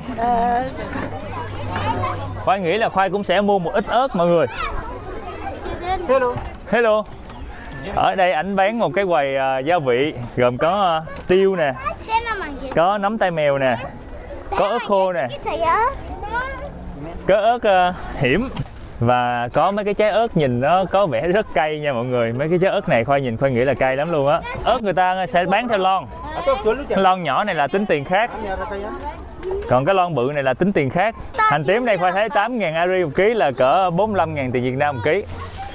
Còn gừng là 5.000 là cỡ 30.000 ký.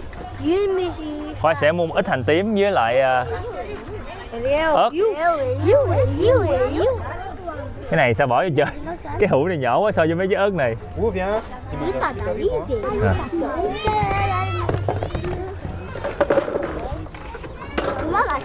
Anh xài cục tại nhỏ xíu, nó vẫn chưa đủ.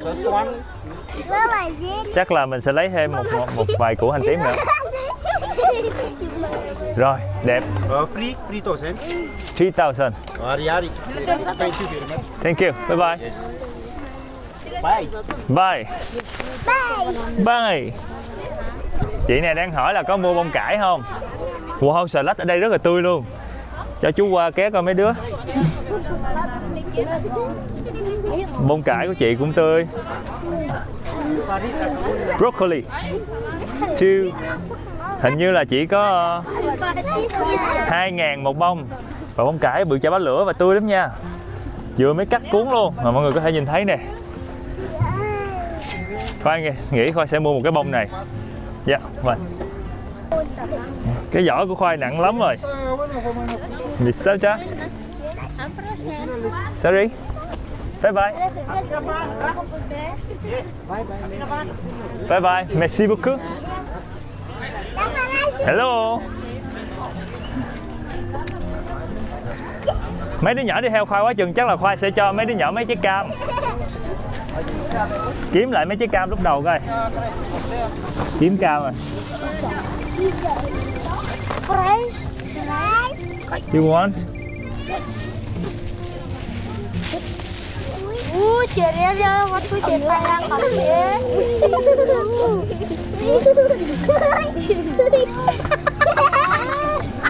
Cười à.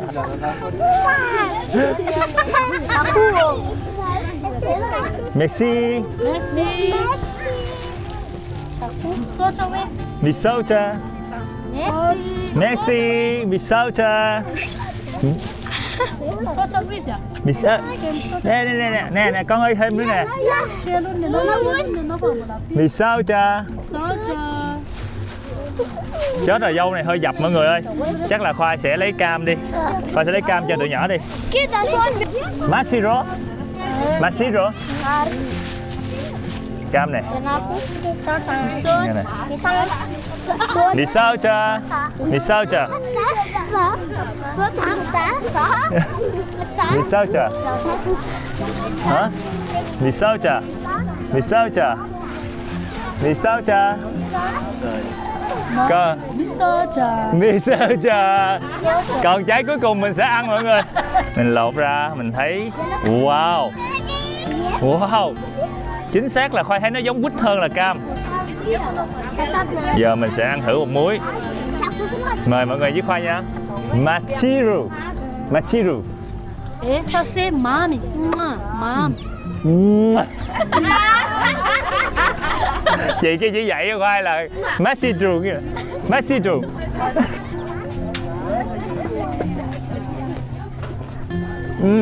Mami.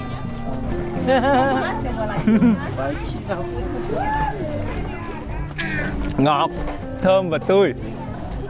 Giờ mình sẽ đi mua cái khác tiếp. Mấy đứa nhỏ đi theo Khoai từ nãy tới giờ. Salama. Salama.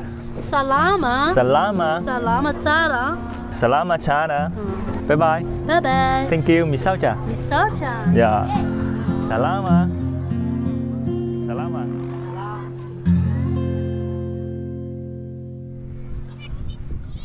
Phía sau con hẻm, sau lưng Khoai đây, có một cái điều rất đặc biệt đang diễn ra. Những người dân ở làng này họ thường xuyên làm điều này cạnh bờ sông. Và không chỉ mỗi cái làng này đâu, mà rất là nhiều những cái thôn, những cái xóm, những cái nơi gần thành phố, trong thành phố lẫn ngoài thành phố người ta làm việc này. Và mời mọi người đi với Khoai nha. Mình sẽ quẹo ở đây. Nắng lên rồi. Và khi nắng lên thì bà con cô bác ở đây, mọi người sẽ cùng nhau đi ra bờ sông. Phía bên đây, mọi người thấy từ xa xa, người ta đang trải rất là nhiều những cái tấm vải nhiều màu sắc. Đó không chỉ là vải đâu, mà đó là mền mùng, quần áo, những cái vật dụng hàng ngày. Và mọi người đang giặt ở phía bờ sông này. Đây mọi người, đứng ở đây mọi người sẽ nhìn thấy rất là nhiều người đang giặt đồ. Người ta giặt đồ xong rồi người ta bắt đầu phơi ở phía trên đây. Salama. Salama. Mấy cô chú đang giặt đồ dễ thương quá. Sau khi giặt xong, bạn này vẫn đang phơi quần áo lên trên cỏ này để cho ánh nắng tự nhiên nó chiếu lên và nó làm khô quần áo. Salama. Đó, cứ phơi đều lên như vậy thôi. Phía bên đây còn có nhiều chị đang giặt đồ hơn nữa. Salama. Salama.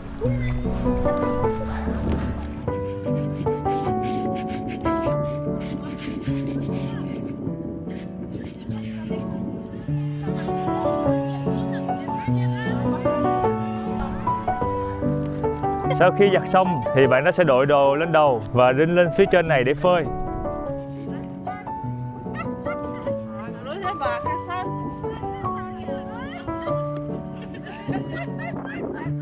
Wow.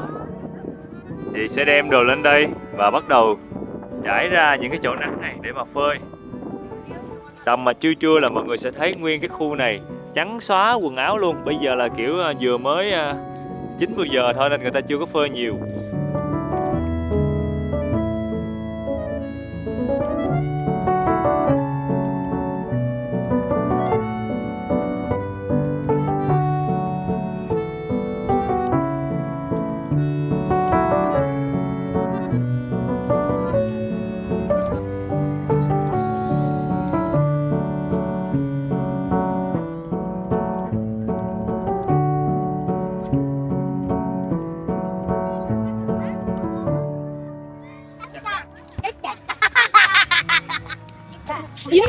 Giờ thì Khoai sẽ đi vô lại trong chợ.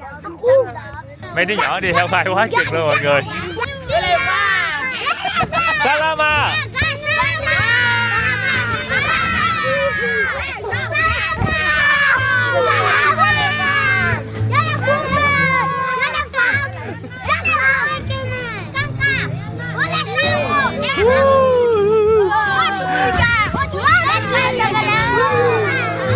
Mình đã trở thành đại ca của mấy đứa nhỏ. Salama. Xin chào, xin chào. Xin chào. Xin chào. Xin chào Việt Nam. Xin chào Việt Nam. Trời ơi, tự nhiên mình thành thủ lĩnh của mấy đứa nít luôn. Dễ sợ thiệt sự luôn. Su đang cho dâu mấy đứa nhỏ.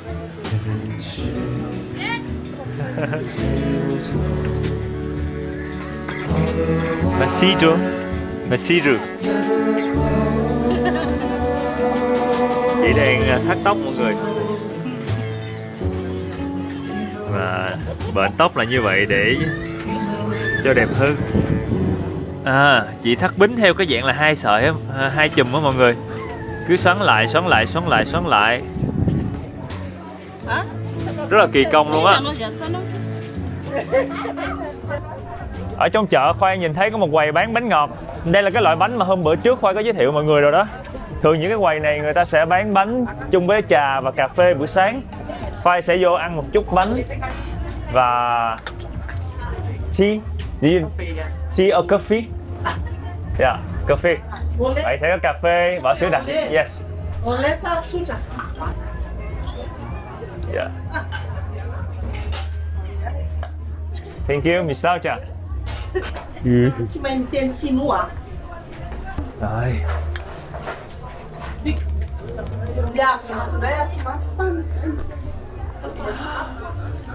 Cà phê sữa được rang có cái mùi kiểu cà phê được rang cháy á, giống như cà phê truyền thống ở Việt Nam mình. Có chút sữa đặc và đường và uống nóng về thôi. Nếu mà so về cái độ mạnh của cà phê á, thì Việt Nam mình 10 điểm đi, thì ở đây cũng phải 8 điểm á. Mấy bạn ở châu Phi uống cà phê cũng đậm lắm. Còn cà phê mà của phương Tây á, thì người ta uống lạc hơn, ít cái vị đắng và cái mùi thơm cháy của cà phê hơn.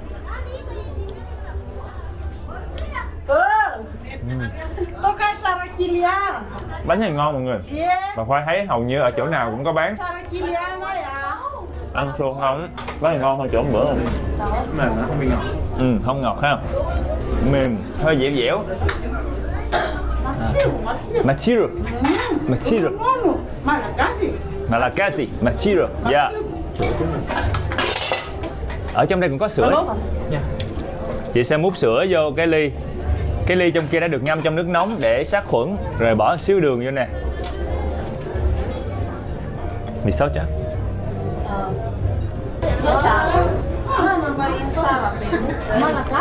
Sữa bò. Tự nhiên cái uống sữa nóng vậy, ăn bánh giữa cái trời lạnh làm Khoai nhớ Đà Lạt quá chừng. Ở phía kia cũng có mấy cái cô đang ngồi ăn giống Khoai. Salama.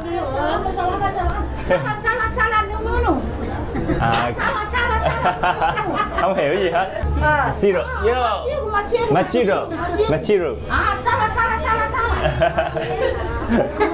Không hiểu. Khoai. Một cái mẻ bánh mới hay sao mọi người? Cô đang chỉ Musila. Khoai nghĩ phải thử một cái. Thank you. Cái bóp nó hơi mềm mềm, nhưng mà ở dưới đít á thì nó sẽ nhiều để che và nó giòn. Wow, nóng hổi luôn, vừa mới ra lò. Cái phần mềm ở trong á ăn giống bánh đúc, ngọt ngọt mặn mặn, nhưng mà cái phần cháy dưới này nè lại giòn, hơi dai dai nhẹ. Wow, nóng hổi luôn.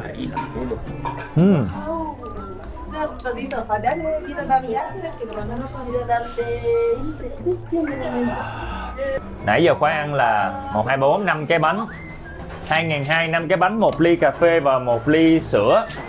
2.200 là có, trời ơi, có 12.000 tiền Việt Nam mình thôi. Vì sao trời? Sao trời? Bye bye. Okay, bye bye.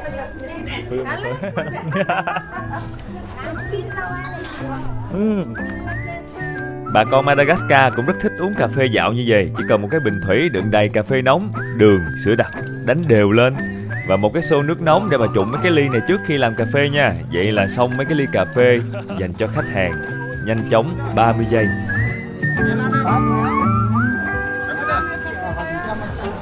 Bên đây Khoai thấy có một quầy bán bánh mì và mì nuôi, một vài cái món ăn sáng truyền thống. Madagascar bị ảnh hưởng văn hóa khi mà Pháp người ta đô hộ, cho nên là có rất nhiều những món ăn mà ảnh hưởng từ cái thời thuộc địa đó. Mì Ý là một cái ví dụ nè, hoặc là nuôi nè, hoặc là những cái món salad và sốt kem cũng là một cái dạng ẩm thực phổ biến ở nơi này. Salama. Bên đây là một cái chỗ người ta bán than. Mọi người sẽ thấy có một cái cửa nhỏ ra như vậy thôi, và để than như vậy để bán than củi. Chú bên đây bán salama. Hello, bye bye. Cô đang bán cam nữa. Cam của cô là trái nhỏ, trái lớn tùm lum hết trơn à. Trái này là trái lâu quốc, một cái loại trái nhóc Tây rất là phổ biến. Cô bán chuối nữa. Ở hôm đây cô còn bán cái điện thoại nữa. Một cái quầy điện thoại nhỏ gồm điện thoại cũ nó hư hết trơn rồi. Xong rồi bên đây là những cái điện thoại mà bể màn hình, nhưng mà cô vẫn bán. Phía bên đây có một cái khu vui chơi dành cho thanh niên, thiếu niên, là một cái bàn pizza mọi người. Salama. Một cái bàn pizza. Phía bên đây là banh bàn. Wow. Salama. Oh. Wow. Cuộc chiến này rất nảy lửa.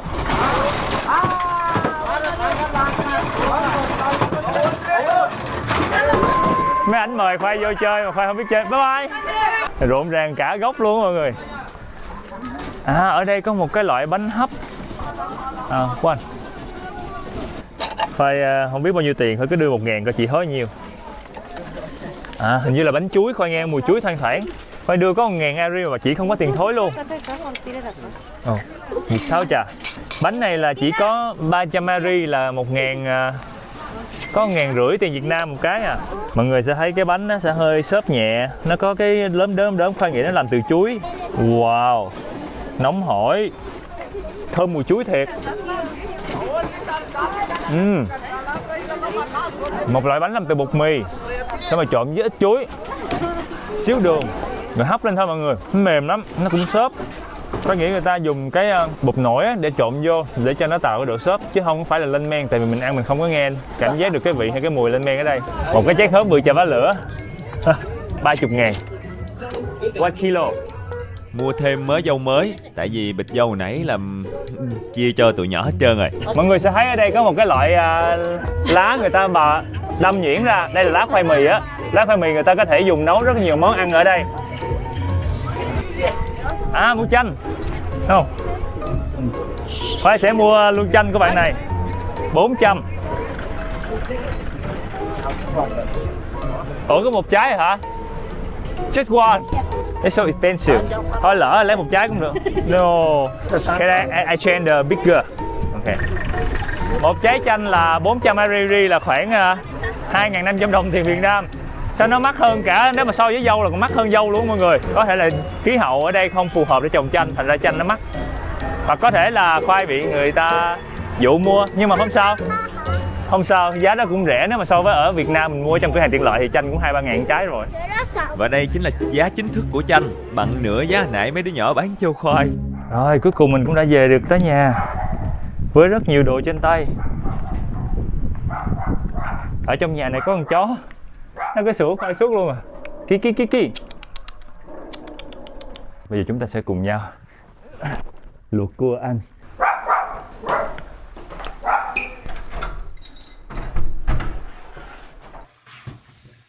Bốn con cua bự chà bá lửa mọi người ơi. Đây là 2 trong 4 con cua mà Khoai mua được ngày hôm nay. Mọi người nhìn thử kích cỡ. Trời ơi, mặt của Khoai Và hai em cua này bự chà bá lửa luôn. Hồi lúc mà Khoai nhìn thấy mấy anh bán cua đó, Khoai hỏi giá mấy anh nói là 12.000 Ari, là cỡ 70.000 tiền Việt Nam một ký. Cái Khoai hết hồn luôn, Khoai mua liền không trả giá luôn. Rồi ảnh lựa giùm Khoai 2 con, Khoai tự lựa 2 con. Mà mọi người nhìn kỹ nha, cái dây người ta cột cũng nhỏ nữa. Cái cọng dây này có chút xíu à. Xong rồi có một cái cọng dây tre ở trong. Có thể cái cọng dây tre này nó yếu quá nên ảnh phải cột thêm cọng dây ni lông, nhưng mà cọng dây ni lông này cũng không đáng kể. Trời ơi bự quá. Bây giờ chúng ta sẽ cùng nhau ăn món cua hấp nha. Hôm nay là mình ăn trưa đơn giản vậy thôi mọi người, còn mấy cái đồ ăn kia chiều Khoai sẽ dùng để nấu cơm sau. Ở đây không có chày, không có cối mọi người, nên là cách tốt nhất để chúng ta làm muối là lấy cái muỗng mình dầm cho nó dập nhuyễn nhuyễn mấy trái ớt ra.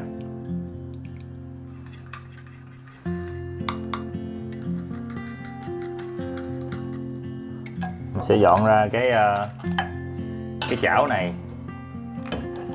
Mọi người thấy hấp dẫn không? Tự nhiên Khoai đặt báo thức để biết cái giờ vớt cua ra, nhưng mà Khoai đã vớt trước 1 phút. Đây là cái phòng khách của mình, nhưng mà vì tầm nhìn ra quang cảnh nên là Khoai quyết định là mình sẽ ăn cua ở đây. Đó, quá đẹp luôn. Mời mọi người ăn cua với Khoai nha. Đây là con đầu tiên. Tự nhiên rụng mất mấy cái que sau mọi người. Không sao, giờ Khoai sẽ thử mở cái mai ra. Hy vọng là nó có gạch. Mọi người đoán với Khoai coi cua này chắc không nha.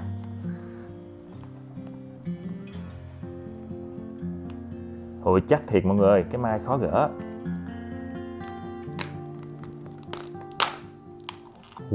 Có gạch nha. Nhưng mà gạch này là gạch vàng. Nhưng mà cái màu gạch này thì đảm bảo là cua này cũng tương đối chắc rồi.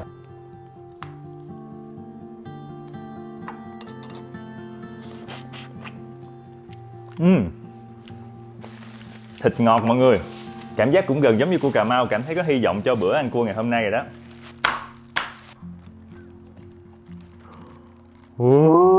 Cua chắc mọi người. Cái càng nó chắc nịch luôn á. Trời ơi trời. Trời ơi. Mọi người tin được không? Đây là cái càng cua của con cua có 70.000 tiền Việt Nam một ký. Nó chắc nịch luôn. Thơm phức. Mình sẽ chấm vô cái muối ớt này.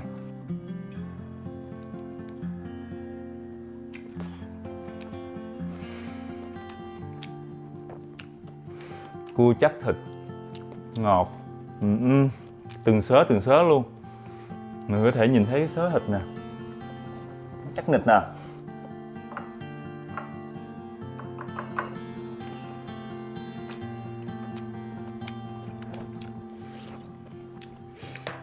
Khoai nói thiệt nha, Madagascar mà ở gần Việt Nam, chắc là Khoai sẽ đi du lịch Madagascar thường xuyên luôn. Đồ ăn rẻ quá mà chất lượng nữa. Hồi nãy Khoai không biết là cái chú đó có thách Khoai hay không, nhưng mà cua này 12.000 Ari, 60-70.000 tiền Việt Nam một ký, quá rẻ luôn. Khoai nghĩ là do ở đây á, người ta không có xuất khẩu được cua đi Trung Quốc hoặc là những nước khác. Thành ra là cua nuôi được hoặc là bắt được ở gần ven biển thì chỉ tiêu thụ được trong nước thôi. Giao thông quá khó khăn mà. Giờ thì Khoai sẽ lột tiếp mấy cái con này để coi nó có chắc không. Hồi nãy là Khoai tự lựa 2 con, còn 2 con là anh lựa cho Khoai. Con này tiếp theo. Cũng bự ha. Chắc mọi người.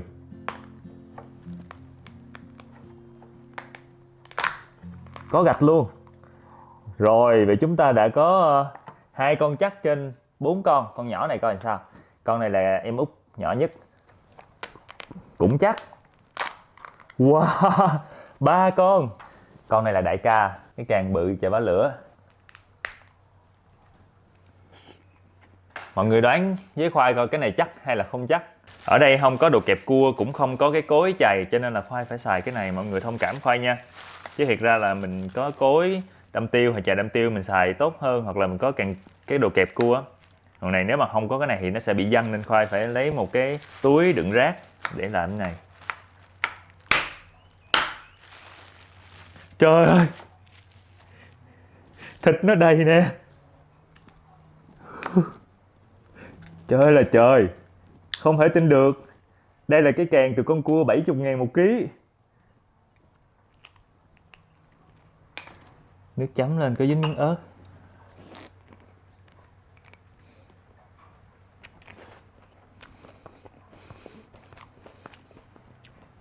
Nó chắc nịch luôn mọi người ơi. Chắc mà nó ngọt. Mọi người sẽ nhìn thấy được những cái xớ thịt cua, nó từng xớ một. Dính xíu ớt nữa.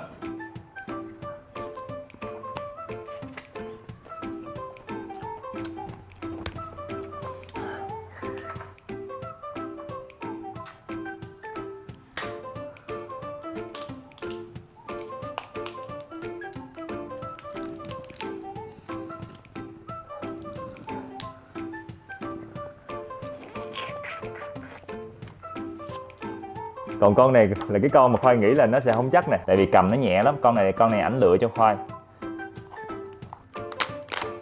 Đây, nó cũng có gạch luôn, nhưng mà nó có nước ở trong người mọi người, nên con cua này Khoai nghĩ là nó sẽ hơi ốp. Nó dính theo một miếng thịt nè. Thịt nó hơi mềm, dự đoán là 90% nó sẽ ốp. Nó ốp thiệt mọi người. Con này là con ốp nhất trong đoàn. Bởi vậy là kinh nghiệm là ví dụ mọi người mua cua này là mọi người phải tự lựa nha. Khoai không có nhiều kinh nghiệm lựa cua, nhưng mà thường Khoai sẽ bóp cái phần yếm cua với lại bóp cái chân của nó chắc. Thì có nghĩa là nó chắc, còn mình bóp cho thấy nó mềm ợp ẹp, hoặc là mình cầm con cua lên thấy nhẹ quá thì là nó ốp. Nhưng mà có nhiều con cua nó nặng nhưng mà nó vẫn ốp nha, tại vì nó nước không trong người à.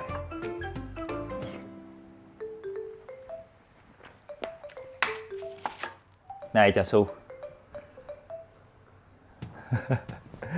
Khoai phải công nhận là hôm nay là một ngày may mắn của Khoai, vì Khoai mua được 3 kg cua,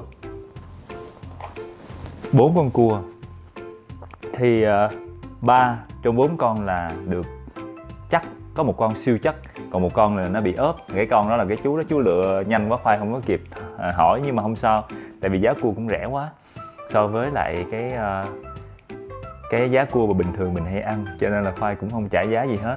Coi như là hôm nay là một ngày may mắn của mình được ăn một bữa cua thỏa thích. Giờ thì Khoai sẽ tiếp tục ăn cho xong cái mâm cua này, rồi chiều Khoai lại nấu ăn từ những cái món ăn mà Khoai mua được từ chợ ngày hôm nay. Nếu mọi người có dịp qua Madagascar thì nhớ đi chợ địa phương nha.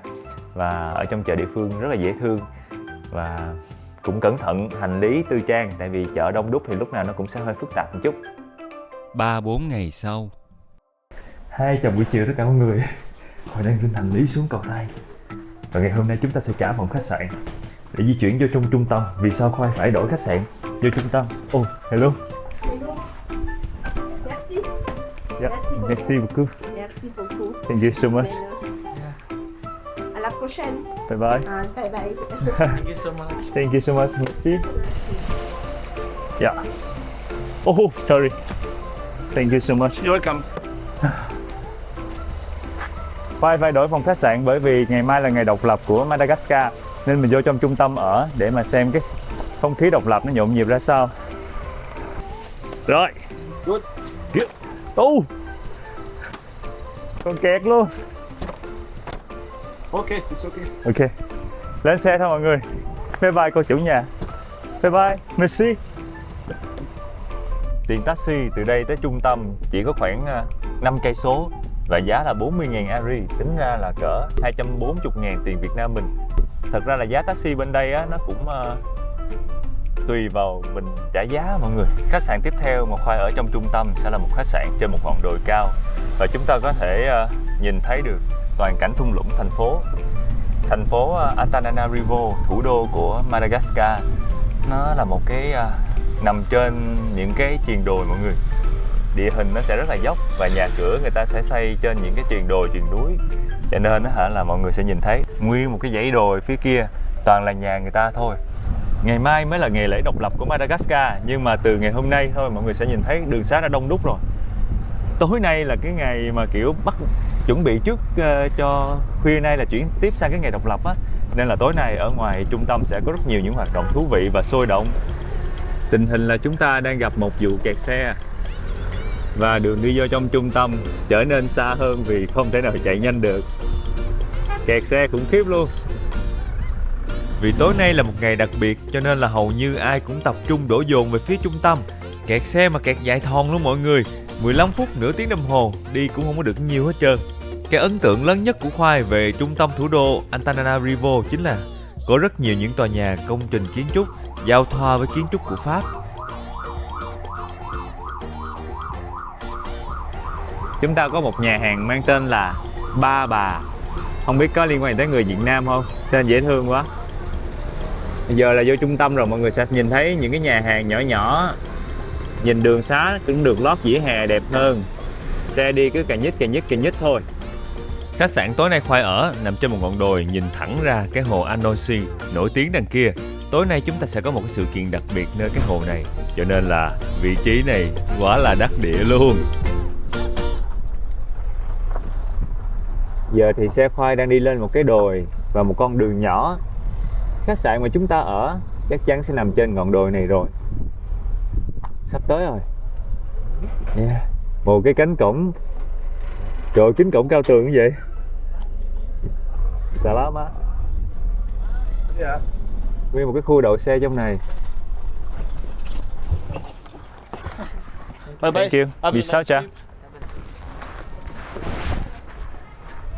Ồ, khách sạn của Khoai nằm trong một cái con hẻm nhỏ này nữa. Anh nhân viên khách sạn là ảnh lấy hành lý giùm Khoai rồi. Ui, dễ thương quá vậy.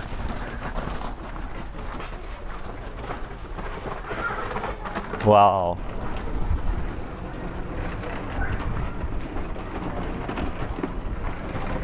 Đây, mời mọi người tới khách sạn chở Khoai.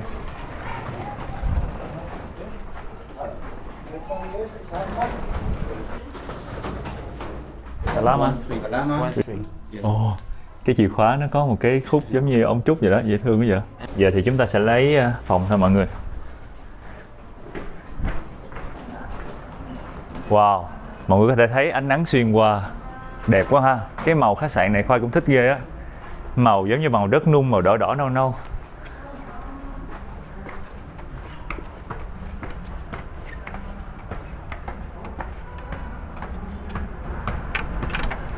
Phòng số 13. Thường số 13 là số hơi xui nha mọi người. Rồi. Phòng cũng nhỏ thôi. Nhưng mà chúng ta có một cái điều đặc biệt ở phía bên kia phòng. Xung quanh cũng không có gì, có cái tủ lạnh nhỏ ở đây, xong rồi tủ quần áo ở đây thôi. Nói chung là không có gì đặc biệt. Có cái nhà vệ sinh là Khoai thích nhất, mời mọi người vô trong đây. Nhà vệ sinh của chúng ta. Phía bên đây là phòng tắm. Trời ơi, cái màu vàng rồi màu cam cam nâu nâu. Nhìn dễ thương á, chỗ này nhìn giống như đất sét vậy đó. Người ta làm cái màu, nói chung là Khoai thích cái màu ở đây. Thì sao chắc. Thank you so much. Bye bye. Đối diện phòng chính là một cái khuôn viên. Yeah, nice view. Thank you. Wow.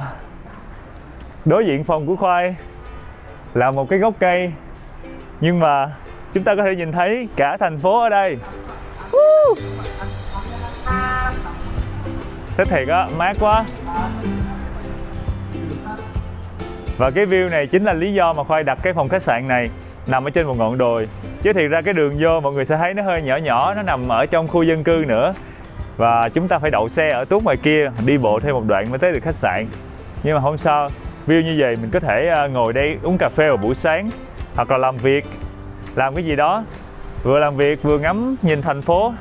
Với lại kiến trúc của khách sạn này cũng đẹp nữa, nhìn nó cổ kính làm sao đó. Với lại Khoai thích cái màu đỏ đỏ cam cam gạch nung này ghê. Vậy thì Khoai sẽ vô dọn dẹp hành lý này nọ, xong rồi chúng ta sẽ kiếm cái gì đó để đi ăn chiều. Lát nữa tối sẽ đi vô trong trung tâm thành phố coi cái lễ khai mạc ngày lễ độc lập của người dân Madagascar.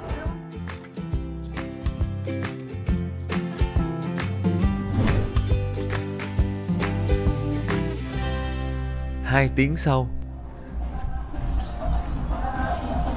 Trời ơi, mọi người có nghe thấy tiếng nhạc nhộn nhịp ở dưới đường không? Phía bên kia là mặt trời đang lặn. Khoai nghĩ á, đi vô trong trung tâm của Madagascar thì chúng ta sẽ kiếm một vài cái nhà hàng nào đó bán mấy cái món mà Âu Âu một chút. Tại vì ở Madagascar đó, văn hóa ẩm thực của người châu Âu ảnh hưởng rất là nhiều. Và ở trong trung tâm này chính là nơi của những nhà hàng rất ngon. Được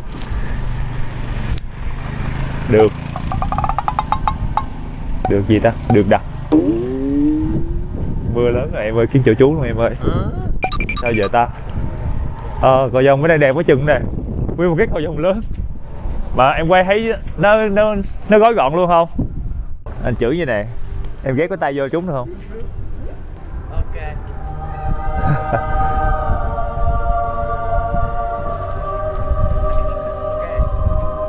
Yeah. Thôi đi ăn thôi mọi người. Wow, thấy mấy anh này đang rinh mấy két bia. Trời ơi, chắc là chuẩn bị cho lễ hội tối nay. Mọi người sẽ thấy bên tay phải Khoai người ta đang bán thịt nướng Salama. Nãy giờ Khoai thấy 3-4 người ôm mấy cái két bia rồi. Vậy là tối nay hầu như ai cũng sẽ có mấy cái tràng nhậu thâu đêm mọi người. Mưa càng ngày càng lớn rồi. Mọi người có thể nghe thấy tiếng lợp bợp. Nên chắc là Khoai sẽ đứng trú mưa ở trong này. Salama. Mưa quá.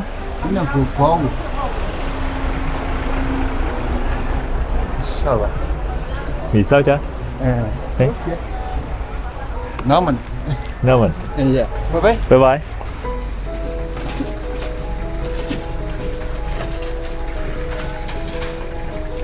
Mưa lớn quá nên hai anh em phải đứng ở trong này trú mưa. Sau khoảng 15 phút thì mưa hơi tạnh chút nên Khoai quyết định là mình sẽ thẳng tiến đi tiếp. Hôm nay mình sẽ ăn ở một nhà hàng ven hồ và cái hồ có view rất đẹp. Nhà hàng này được mệnh danh là một trong những nhà hàng ngon nhất nhì ở thủ đô Antananarivo. Và đây là nhà hàng của Khoai. Wow.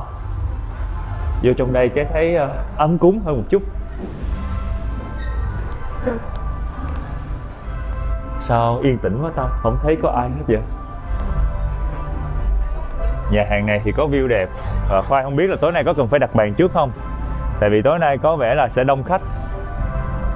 Salama. Okay. Can I have a shot? No. No, I'm sorry, but this is full tonight. Yeah. Yes, sir. Okay, I'm thank you so sorry, much. Don't worry. Thank you. Vì sao cha? Have a good night. Bye bye. Chưa đặt bàn trước cho nên là không có chỗ ngồi mọi người. Thôi hôm sau mình có thể đi một vòng để coi cái view của nhà hàng. Nhà hàng này có một cái view rất nổi tiếng, nhìn ra hồ Anosi, một cái hồ nhân tạo. Một cái hồ mà giống như là biểu tượng quen thuộc của thành phố.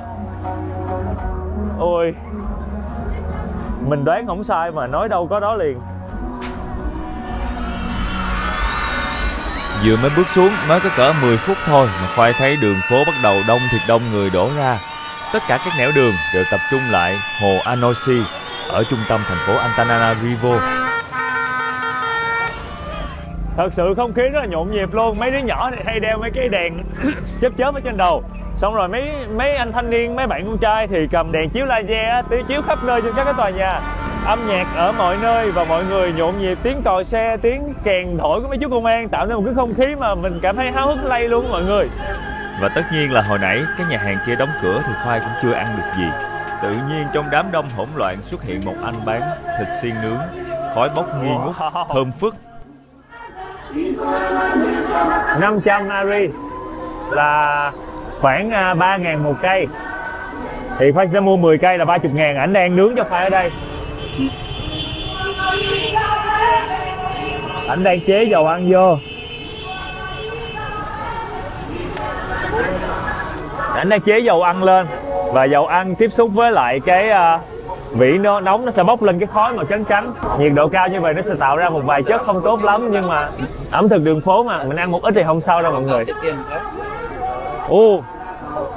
Vì sao chà?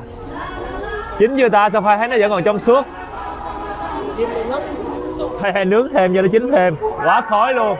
Xung quanh Khoai mọi người sẽ thấy á, mấy đứa nhỏ đeo mấy cái cánh bướm rồi đèn led rồi đeo mấy cái tai thỏ này nọ, dễ thương lắm. Người lớn cũng đeo luôn. Tự nhiên giờ mình thành nhân viên thời vụ cho anh này luôn mọi người. Ở đây có 2 loại xiên, 3 loại xiên. Mọi người sẽ thấy đây là xiên gà, còn đây xiên thịt bò với lại một xíu ớt.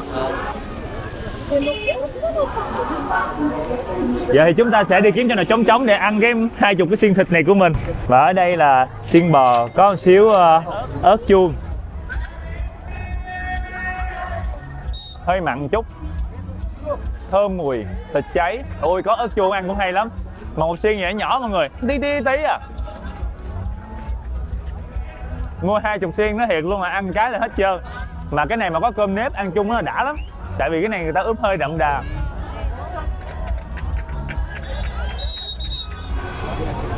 Đông đúc thiệt sự luôn.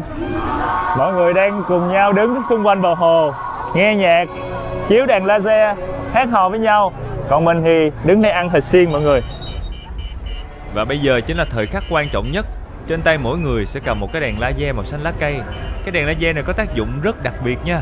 Không phải để chiếu lên trên cái đám mây này đâu, mà cũng không phải để chiếu lên cái bức tượng đài ở giữa hồ, mà đèn LED này sẽ dùng để tạo nên một cái tiết mục rất hoành tráng. Khi những đợt pháo bông đầu tiên bắn ra từ tượng đài thì thời khắc đặc biệt của chúng ta đã đến.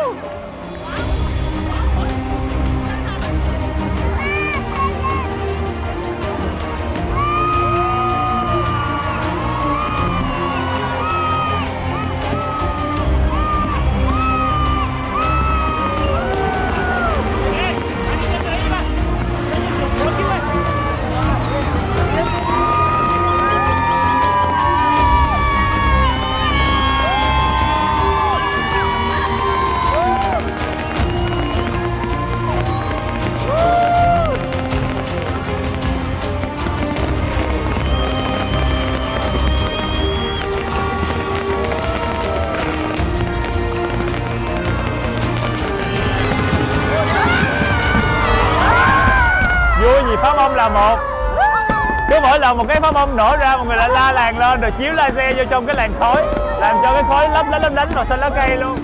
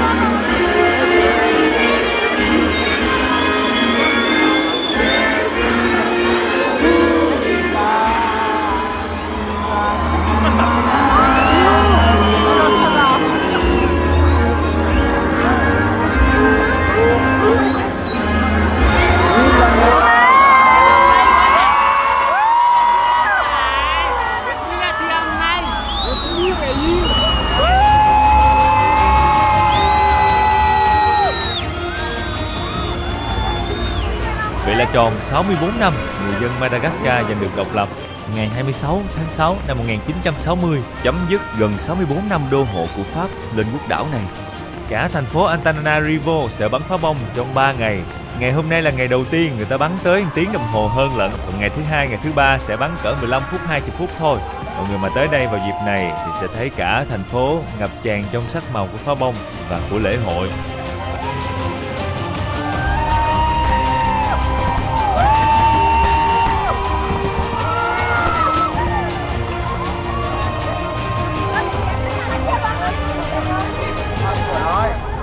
Cái đó mới hoành tráng á. Gần 1 tiếng đồng hồ rồi nhưng mà pháo bông vẫn cứ bắn liên tục, tầm thấp tới tầm cao. Rồi xong có mấy cái drone nó bay theo kiểu 3D nữa. Công nhận ở đây người ta ăn Tết độc lập rất là hoành tráng luôn mọi người. 1 tiếng đồng hồ rồi bà con cô bác đang đi về nhưng mà pháo bông vẫn tiếp tục bắn. Hết rồi, chắc hết luôn rồi. Thôi, chuẩn bị có cái lớn.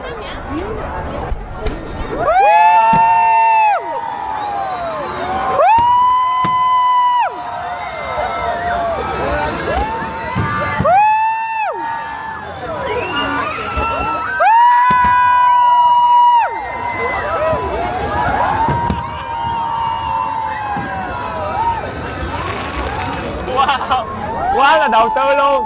1 tiếng đồng hồ bắn pháo bông luôn. Trời ơi, không biết khi nào hết luôn á.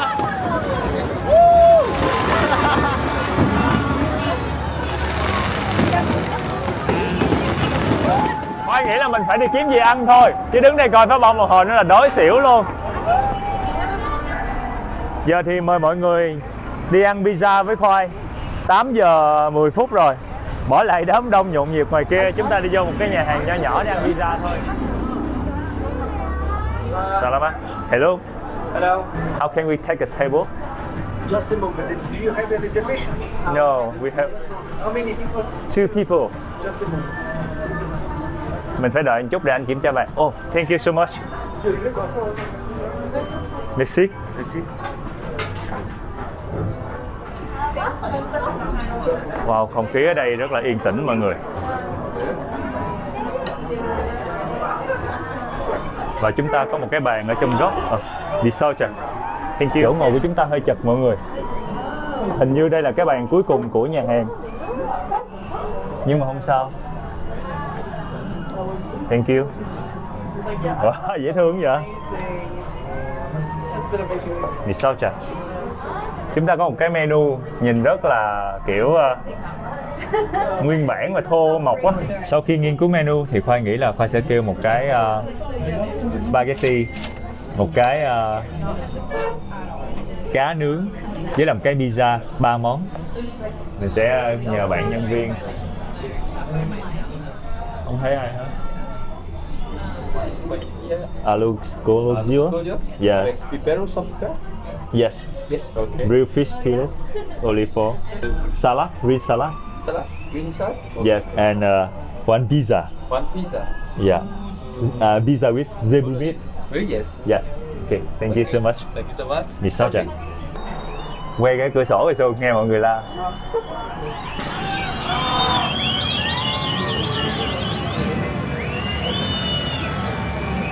Spaghetti alla frutta. Vì sao chả? Wow. Vì sao chả? Con salad. Wow, pizza. Thank you so much. Cá nướng ăn với salad. Còn ở đây chính là pasta, mì Ý với lại hải sản và cà chua. Ở trên đây nè là có sò long. Con sò này là sò long người ta đã chà hết lông rồi, trắng bóc. Có tôm, có cà chua. Dạ. Mà sò nhiều lắm nha. Ở bên đây Khoa thấy có rất là nhiều sò nè. Giờ Khoa sẽ ăn thử nha.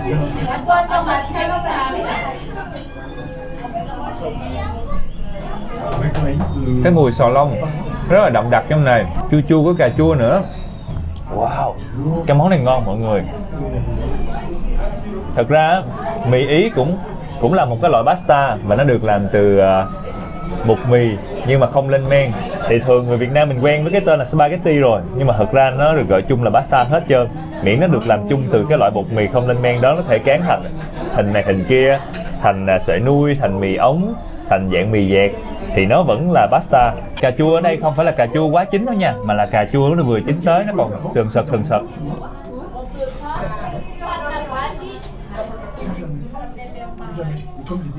Vị chua của cà chua kết hợp với lại xíu phô mai béo béo, cộng với cái mùi của con sò long nó thơm nữa.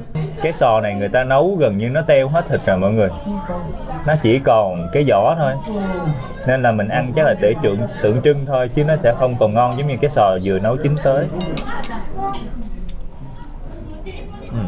Đúng như Khoa dự đoán. Pizza. Wow. Vì sao chả? Mình ăn cá thôi mọi người. Tranh thủ để ăn cái pizza còn nóng. Cá này là Khoa nhìn thấy những cái xớ thịt của nó này, mọi người có thể thấy xớ thịt nó rất là rõ ràng. Mình sẽ ăn thử nha.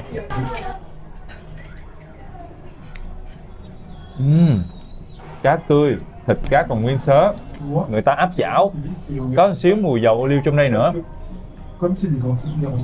Cái chanh dắt trên đây á, có một cái sự khác biệt trong những cái nhà hàng Âu khác là cái chanh giấy bình thường chứ không phải là chanh vàng, cho nên nó sẽ có cái mùi vỏ chanh the. Bình thường mình ăn mình hay dắt chanh vàng nó sẽ không có cái mùi thịt dầu chanh lạnh như vậy. Cái pizza này đặc biệt ở một chỗ là nó làm từ thịt bò bằm, từ giống bò Zebu địa phương của Madagascar. Giờ Khoa sang thử nha. Mời mọi người với Khoai.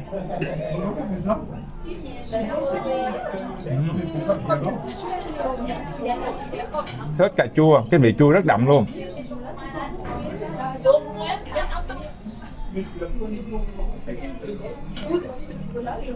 Mà phải công nhận là cái mùi bò Zebu rất đặc trưng. Khi mà mọi người qua bên Madagascar, mọi người ăn bò zebu á, thì mọi người sẽ thấy cái mùi bò nó rất là nặng. Nó sẽ giống như thịt bò lai với thịt dê vậy á. Nên là ai mà ăn thịt bò mà không thích cái mùi bò đậm quá thì ăn bò zebu có thể là sẽ không quen. Khách sạn Khoai cách chỗ này khoảng 7 phút đi bộ thôi. Và mọi người nhìn thấy dù trời đã tối rồi, dù hết bắn pháo bông rồi, nhưng mà ngoài đường vẫn đông người và vẫn kẹt xe.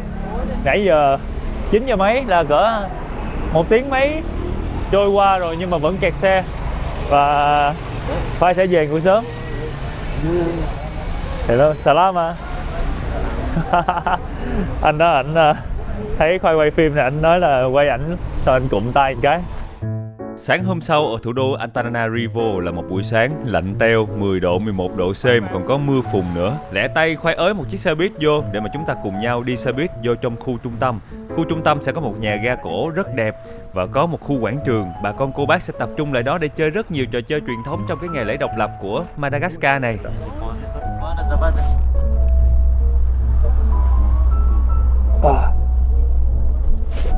Thôi mọi người sẽ nhìn thấy đông người lắm, không còn một khoảng trống nào trên xe có thể người ta trả tiền bằng cách truyền tiền ra. Bây giờ mình không biết là mình bao nhiêu tiền cho cái chuyến đi này luôn. Và Su thì đang trả tiền cho anh đó cỡ 3.500 đồng một người, mọi người tính ra cũng rẻ ha. Và tiền xe sẽ tùy thuộc vào cái vị trí mình tới. Phía trước Khoai có một chị hình như chuẩn bị rời khỏi xe. Giờ chúng ta sẽ cùng nhau đi xuống xe để mà chị đó xuống xong rồi mình lên xe lại.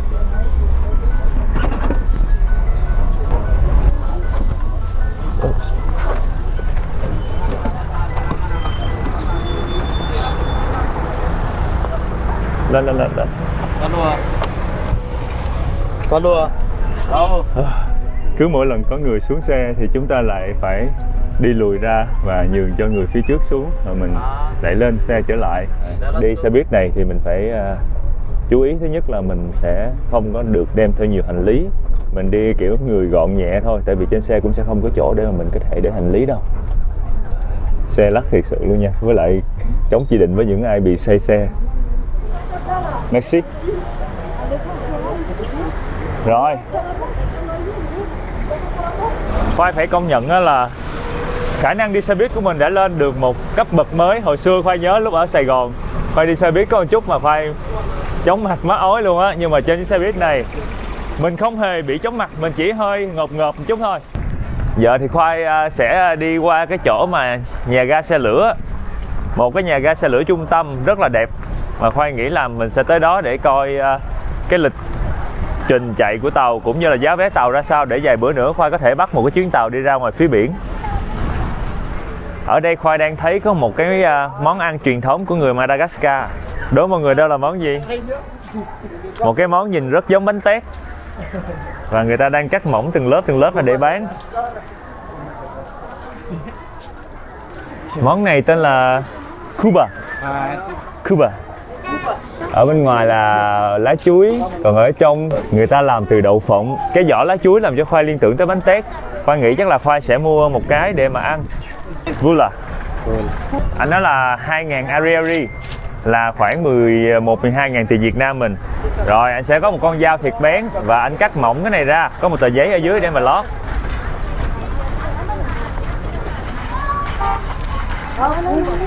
Và đây chính là món Kuba, món bánh Kuba truyền thống của người Madagascar. Người ta lót ở dưới một cái tờ giấy mọi người, mỏng lắm.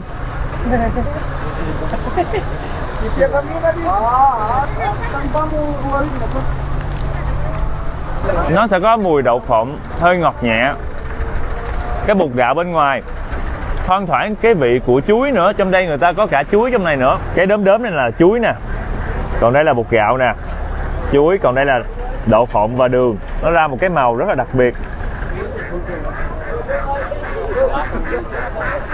Nói chung là Khoai thích cái phiên bản Kuba mà nhỏ hơn. Cái bữa mà mấy cái bữa đầu tiên mà Khoai qua đó, Khoai có thấy một cái anh bán Kuba mà mấy cái bánh nhỏ á, thì Khoai thích cái phiên bản đó hơn. Còn cái lớn này á, mình ăn á thì mình thấy cái mùi lá chuối bọc bên ngoài nó không có quá đậm. Cái bánh nó cũng khô hơn, cứng hơn. Có thể là do cái bánh lớn quá người ta để lâu, còn hôm bữa mình mua là cái bánh đó là người ta vừa mới hấp xong. Một cái phiên bản bánh truyền thống ở Madagascar mà mọi người có thể bắt gặp bất cứ đâu ở trên đường phố, ở trong chợ.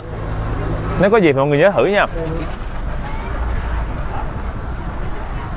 Ở đây là một cái khu chợ chùm hổm nè mọi người. Thường sẽ có những cái quầy hàng ở đây. Nhưng mà ngày hôm nay là ngày lễ nên là người ta cũng trống không luôn. Nguyên một cái khu này trống lỏng, trống lẻo.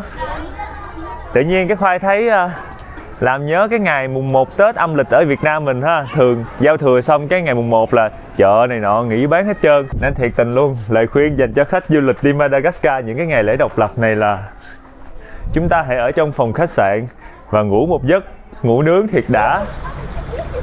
Wow, một xe bánh mì bự chà bá lửa luôn.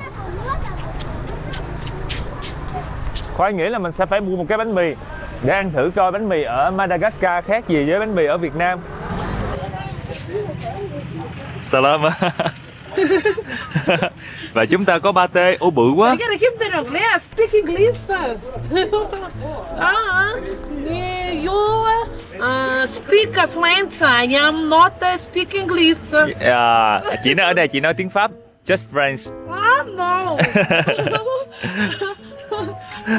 I am speak French. I am not speak English. Yeah. You speak French. Yeah, I know. Two. Just one. Yeah.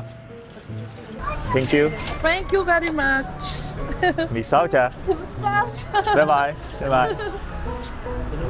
Mới ở đầu, ôi, ở chỗ này là chuyên bán bánh mì mọi người. Ở đây cũng có một xe bán bánh mì luôn. Và bánh mì rất là nhiều. Bánh mì ở đây á, nhìn bề ngoài thì cũng giống bánh mì Việt Nam mình. Nhưng mà khi mà người ta dồn chỉ dồn mỗi pate thôi. Nó đơn giản, nó không có quá nhiều loại nhân khác nhau. Nó hơi bị dẹp rồi. Người ta dồn pate xong người ta kẹp lại, người ta cắt.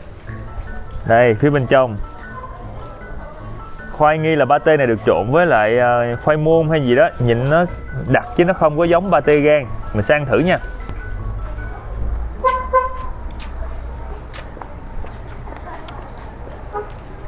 Cái pate này vui lắm, ăn dẻo dẻo giống như ăn khoai môn mọi người. Nhưng mà cũng có thơm thơm nhẹ nhẹ mùi pate và tiêu.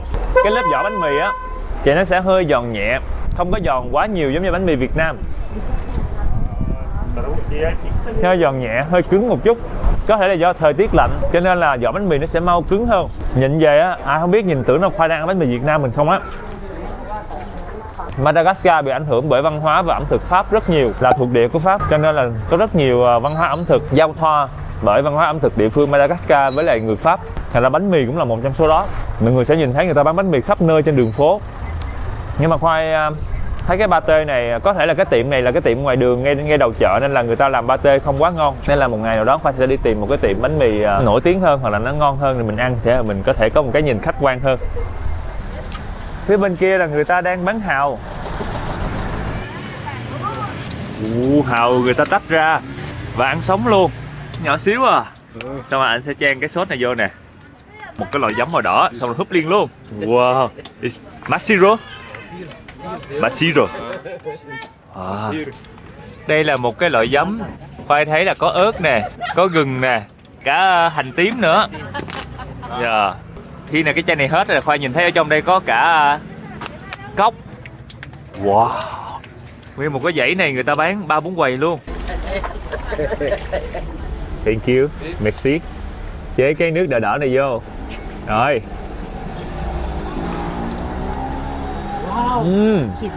Masito. Hàu tươi. Để thử riêng cái nước giấm này coi làm sao. Hết rồi. Chua. Mà nó chua kiểu là chua lè luôn á mọi người. Thêm một miếng hàu nữa. Lại thêm miếng giấm.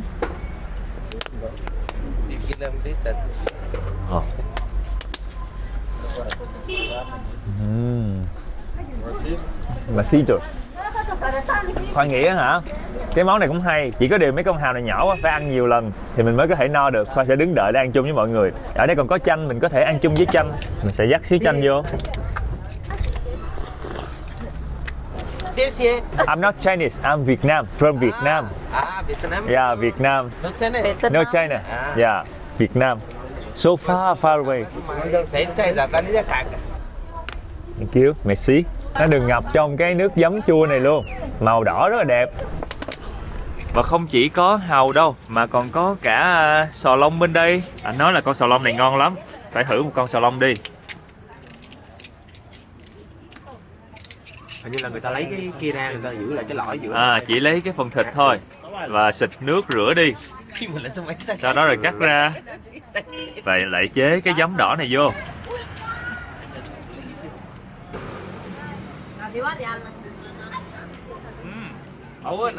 Tươi. Nãy giờ khoan chắc cỡ 7-8 con hàu, một con sò lông. Su ăn cũng cỡ 5-6 con hàu với lại một con sò lông. Không biết bao nhiêu tiền. Ở đây mọi người đoán coi nãy giờ khoai ăn hết bao nhiêu tiền. Vì sao chà? Người ta hối cho khoai 5.000 ari, là nãy giờ mình ăn hết 5.000 ari tiền hải sản sống. Bên kia cũng một cái quầy bán hải sản kìa. Salama. Salama. Khoai đang thấy ở đây có một xe nước mía mọi người. Yeah. Mọi người sẽ thấy mấy cây mía mập nè. Wow. Juice, dạ. Cho anh sẽ vẽ làm hai ra. Từ xa mới thấy anh quay tay thế này.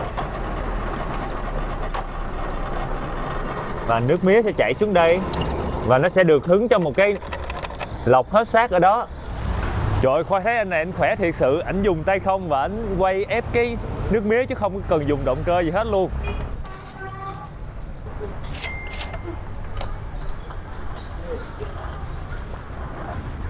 Thoang thoảng mùi chanh và có cái vị gừng trong này nữa. Mọi người sẽ nhìn nè. How is it? Yeah. How is it? Masiru. Masiru. Yeah. You know how to speak in Malagasy? Yeah. Masiru. Yeah. Có chanh, có gừng. Nước mía thì thơm. Với lại thời tiết lạnh tầm 11-12 độ C như vậy, nó mát lạnh sẵn luôn. Thêm đi nè. No. Okay. Anh này anh trả tiền cho Khoai. Oh. Misocha. Thank you so much. How to say misocha in your language? In Vietnam, we say cảm ơn, cảm ơn. Cảm ơn. Cảm ơn. Cảm ơn. Cảm ơn. Misocha. Bye bye.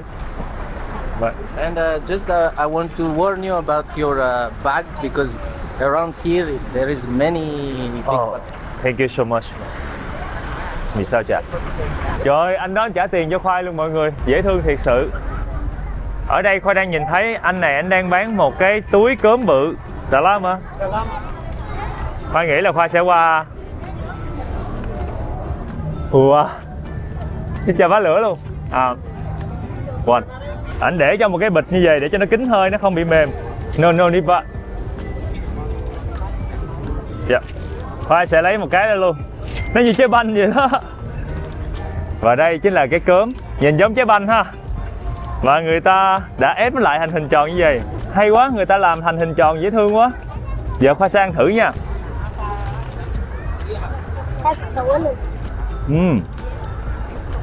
Có vị ngọt nhẹ nhẹ. Công nhận là người dân Madagascar không có ăn quá ngọt đâu. Món nào họ cũng làm vừa phải thôi.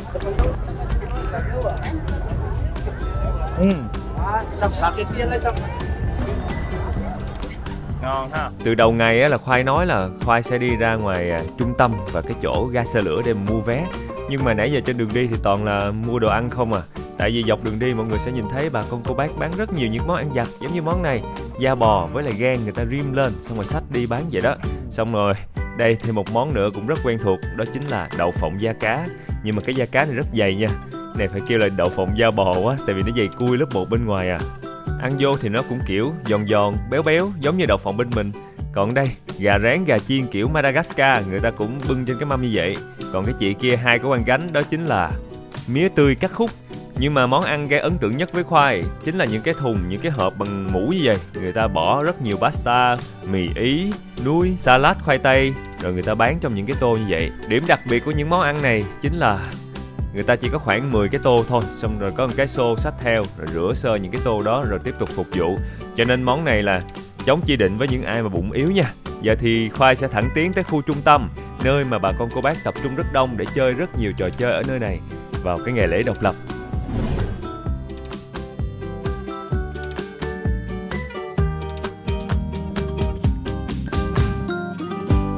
Bên phải của Khoai rất là nhiều người dân đang mặc đồ đẹp, đồ mới để cùng nhau đi ra trung tâm quảng trường để mà chơi các cái trò chơi cũng như là những cái hoạt động trong cái ngày độc lập của Madagascar.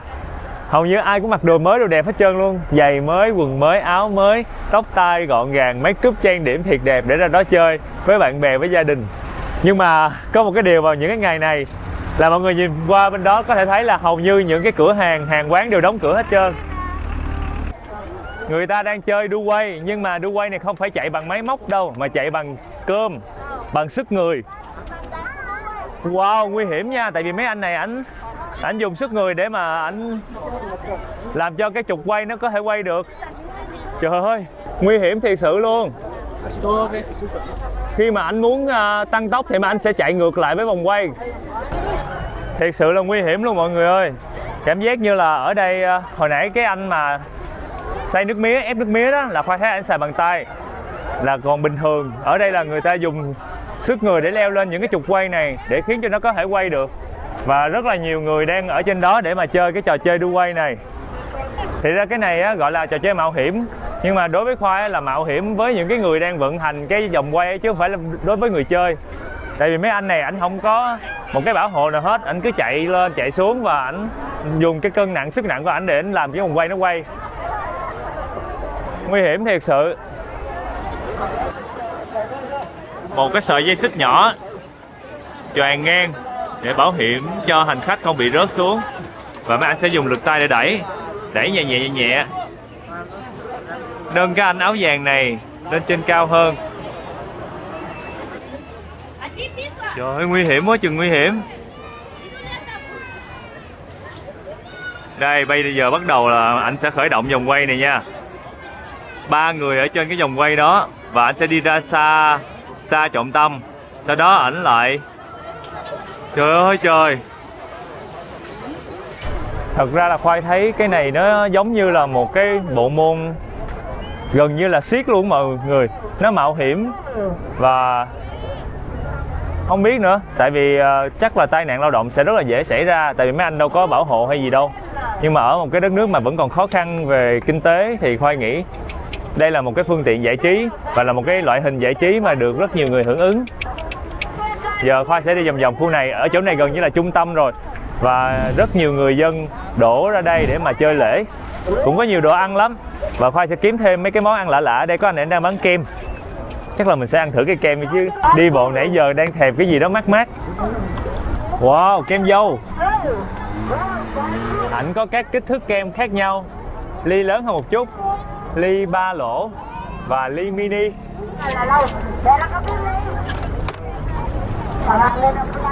Anh sẽ chét kem lên trên kem. À, thành cái bông hồng luôn. Dễ sợ, quá xuất sắc.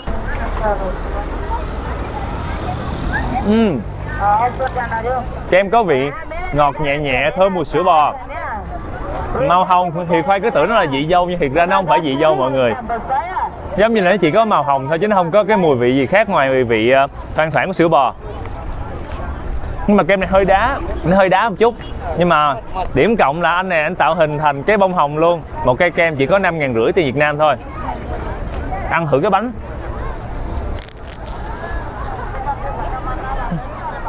Trời ơi, cái bánh á, nó mỏng lét à, nó mỏng tan à. Không cảm nhận được vị bánh luôn, siêu mỏng. Khoai thấy ở đây á, mọi người chơi rất nhiều trò chơi truyền thống. Có mấy cái trò giống như là lô tô bên mình, giống bầu cua cá cược bên mình. Xong rồi đây để Khoai giới thiệu mọi người một trò giống như là bầu cua nè. Đây, có một cái ô, các con số ở chính giữa mọi người sẽ đặt tiền ở đó. Xong rồi anh cái đó ảnh sẽ ảnh sẽ cho mọi người đặt tiền nè. Đặt vô số 1, 2, 3, 4, 5, 6, 7, 8, 9, 10 gì đó tùy mình. Sau khi mà mọi người đặt tiền xong, anh sẽ quay cái vòng xoay bên đây. Và tùy vào cái số trên vòng xoay sẽ quyết định ai thắng ai thua. Rồi cái gom hết trơn tiền luôn. Y chang bầu cua cá cơm luôn. Chưa hết. Phía bên đây cũng có một quầy. Salama. Bầu cua cá cơm y chang luôn. Mata ita. Cái ôm rồi.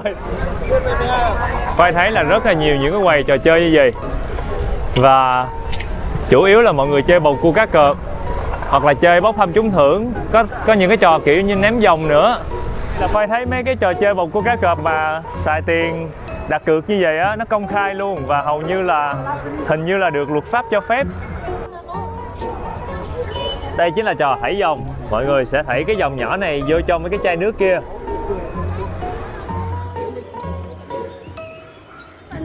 Mười vòng là 500 Ari, 20 vòng là 1.000 Ari, là cỡ 5.500 tiền Việt Nam. Rồi mình coi mình chọi có vô được không nha mọi người. Khởi động. Lợi thế của chúng ta là chiều cao, chúng ta sẽ nhấn về phía trước.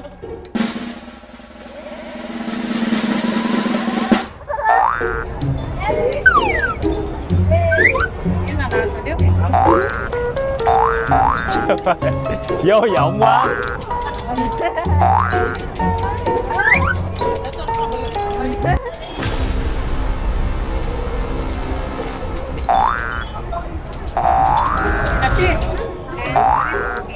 Mình sẽ theo phương pháp mình xoáy. Wow. Cái cuối cùng.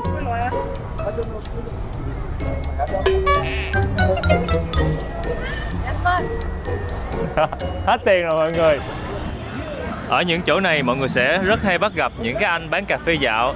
Mấy anh bán cà phê dạo này mấy ảnh sẽ có một cái xe nhỏ thôi và một cái bình thủy ở trong đó, và ảnh sẽ chế cà phê ra bằng cái dòi này, bỏ miếng đường vô rồi bán cho người mua thôi.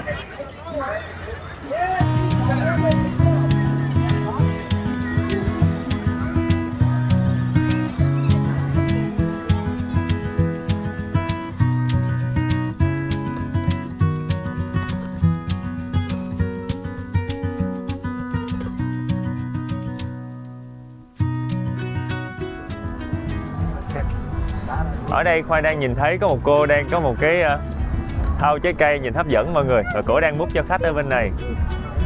Wow, một cái thùng trái cây rất là lớn. Salama. Dạ. One. Dạ. Yes. Mọi người sẽ thấy cô chất trái cây này dễ thương không? Có chuối nè, có dưa hấu nè, có dưa gan nè, đu đủ nè. Rồi cô đang múc một cái chén nhỏ cho Khoai. Rồi trái cây sẽ gồm có dưa hấu, đu đủ, chuối, xong rồi có nhiều loại lộn xộn. Có cái này là lưới dưa gan vậy đó, cô bỏ một xíu đường vô rồi mình trộn lên. Mình sẽ ăn thử nha, có bơ nữa.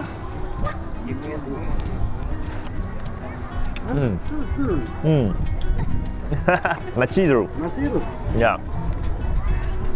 Trái cây tươi và hầu như là chỉ có đường và trái cây thôi mọi người. Phiên bản trái cây tô ở Madagascar không hề có siro, không hề có nước đá. Thời tiết lạnh như vậy nên là hầu như ở đây người ta sẽ không có bỏ nước đá giống như là mình. Không hề ướp lạnh nha. Nhưng mà ăn trái cây vẫn cảm giác mát.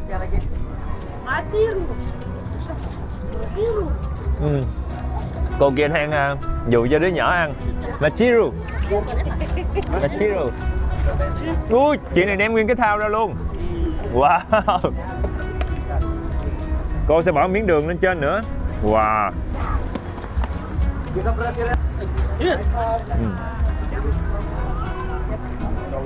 Mấy mốt Khoai nghĩ là Khoai sẽ qua bên đây khởi nghiệp trái cây tô phiên bản có sữa đặc, có rau câu, siro, có đá bào để cạnh tranh với cô. Tại cái phiên bản trái cây này của cô đơn giản quá mọi người. Nhưng mà đổi lại nha, Khoai thấy trái cây ở bên Madagascar rất tươi, nhất là ở thủ đô Antananarivo. Nhất là cái chuối này á, cái chuối mình ăn nó dẻo mà nó thơm lắm. Giống chuối La Ba ở Đà Lạt mình ghê. Còn bơ khỏi nói rồi, ngon, nó dẻo. Nó không hề bị cái cọng xơ đen đen của mấy cái trái bơ hay bị luôn á. Machiru. Merci. Vì sao chả? Risotto. Dạ. Bye bye. Mọi người có thể nhìn thấy á, phía bên kia chính là nhà ga trung tâm, một cái công trình rất là cổ kính và đẹp. Khoai sẽ đi vô trong đó coi thử coi hôm nay người ta có mở cửa không, và mình coi thử coi cái giá vé với lại lịch đi của tàu ra sao.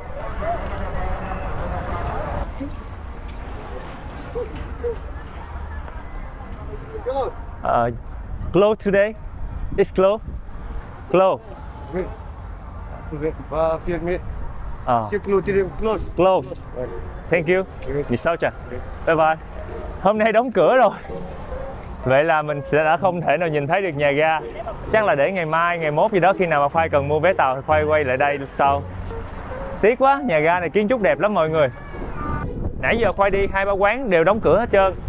Hồi nãy ngoài khu quảng trường người ta cũng có bán đồ ăn nữa, nhưng mà chủ yếu là bán mấy món pasta, mì ống, hoặc là bánh mì, hamburger, hoặc là nói chung là người ta bán những cái món nó không có quá đặc biệt á, khoai tây chiên nữa. Nên là Khoai quyết định là thôi mình đi kiếm một vài quán ăn để mình ăn luôn. Và cái quán này là quán Khoai định ghé vô, nhưng mà hình như người ta đóng cửa mọi người ơi. Thấy kính cổng cao tường rồi. Ủa đóng cửa thiệt.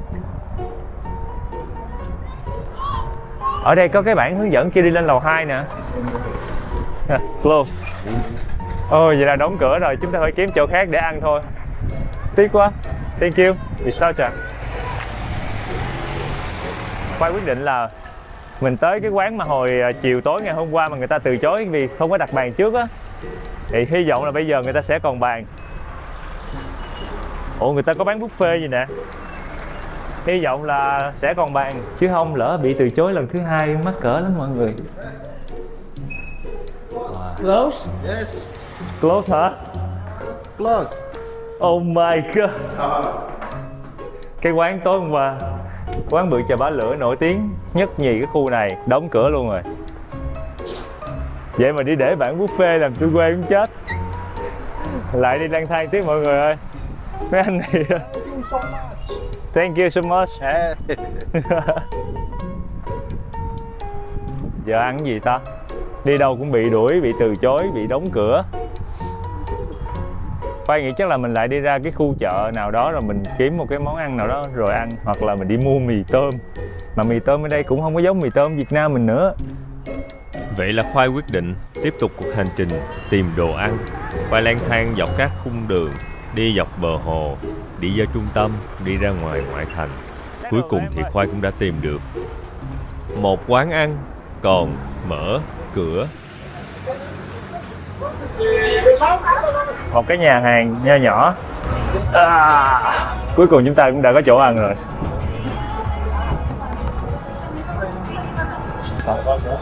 Dạ. Một cái nhà hàng nhỏ mọi người ơi. Và Khoai đang nhìn thấy có nhiều món ở đây lắm. Và chúng ta sẽ ghi món ăn vô trong tờ giấy này. Ở phía sau là pizza thôi. Cái này ăn ở phía trước đi. Có pasta, có salad, có mì. Thì sao chả? Thì sao chả? Cuối cùng thì chúng ta cũng đã có một bữa ăn nóng hổi. Mặc dù là bữa ăn này hơi nhiều tinh bột một chút. Cái sốt kem trên mặt á, chỉ có một xíu hải sản thôi. Còn lại là rất nhiều mì. Ăn mì no luôn mọi người. Với lại nhà hàng này, quán ăn này bị cái là hơi nhiều ruồi nữa. Cho nên là mình phải tranh thủ dành ăn với mấy bà ruồi này. Đồ ăn mà nguội nguội xíu là mấy bà đậu vô liền. Còn đây Khoai có kêu thêm một món súp nữa, đó là món súp giò bò. Cũng là một cái món súp đặc trưng ở Madagascar mà mọi người có thể bắt gặp ở rất nhiều nơi trên đường phố cũng như trong các nhà hàng. Vô quán này ăn á là phải vừa ăn vừa rửa ruồi đó mọi người. Nhưng mà không sao. Dù sao thì bữa ăn hôm nay cũng ngon. Với lại cái gân bò này là cái món Khoai thích. Cái salad quá ngon. Cuối cùng tráng miệng chúng ta có một cái ly sữa chua phô mai Đà Lạt. Nó giỡn hơn, này là sữa chua của quán. Khoai sẽ ăn thử nha, người ta có cho Khoai một cái muỗng màu đỏ. Giống sữa chua phô mai Đà Lạt ghê, nó có một cái lớp giống như phô mai phía trên mặt á.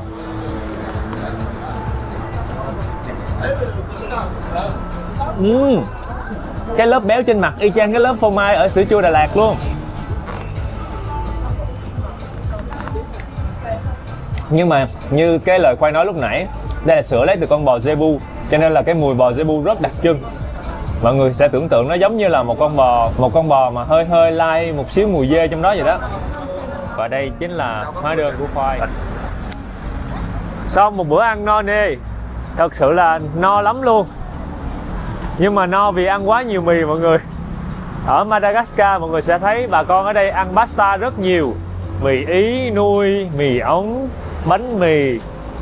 Những cái món ăn đó bị ảnh hưởng từ cái thời mà thuộc địa của Pháp á.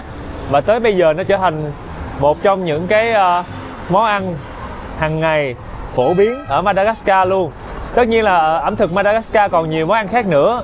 Và khi mà những cái loại pasta, những cái loại mì nó đến Madagascar thì cũng đã được biến tấu và làm sao cho phù hợp với lại văn hóa bản địa. Giờ thì Khoai sẽ đi lang thang. Ngày hôm nay là một cái ngày mà Khoai không biết nói sao nữa, nhưng mà mọi kế hoạch của Khoai đều bị bể hết trơn. Khoai dự tính là đi ra nhà ga nhưng mà cũng bị bể. Khoai dự tính đi ăn cái nhà hàng đẹp thiệt đẹp view ra hồ cũng bị bể luôn. Xong rồi những cái quán ăn mà Khoai muốn đi ăn cũng đều đóng cửa. Nhưng mà đâu có sao đâu. Hôm nay mình được nhìn thấy cái không khí lễ độc lập của bà con nơi đây. Rất là sum vầy, mọi người đi chơi với nhau giống như trên ngày Tết âm lịch mùng 1 Tết của mình vậy đó. Nên là cũng vui. Giờ thì Khoai sẽ về lại khách sạn. Rồi Khoai sẽ làm việc dựng clip nè. Xong rồi có thể ngủ sớm. Ngày mai hy vọng là hàng quán có thể mở cửa trở lại. Và chúng ta sẽ có nhiều điều thú vị để mà chơi tiếp. Nhưng mà hình như Khoai nghĩ là người ta sẽ phải ăn Tết này. Cái ngày lễ độc lập này nó dài lắm. Chắc là ngày mai lại lang thang đi kiếm quán ăn tiếp giống ngày hôm nay. Cảm ơn mọi người đã có tới đây. Hẹn gặp lại vào tập sau ở Madagascar. Mình là Khoai lang thang. Bye bye. Cảm ơn bà con cô bác mình đã coi tới đây. Nhớ bấm đăng ký, nhớ bấm like và bình luận ủng hộ Khoai nha. Và hẹn gặp lại ở những hành trình tiếp theo của Khoai lang thang.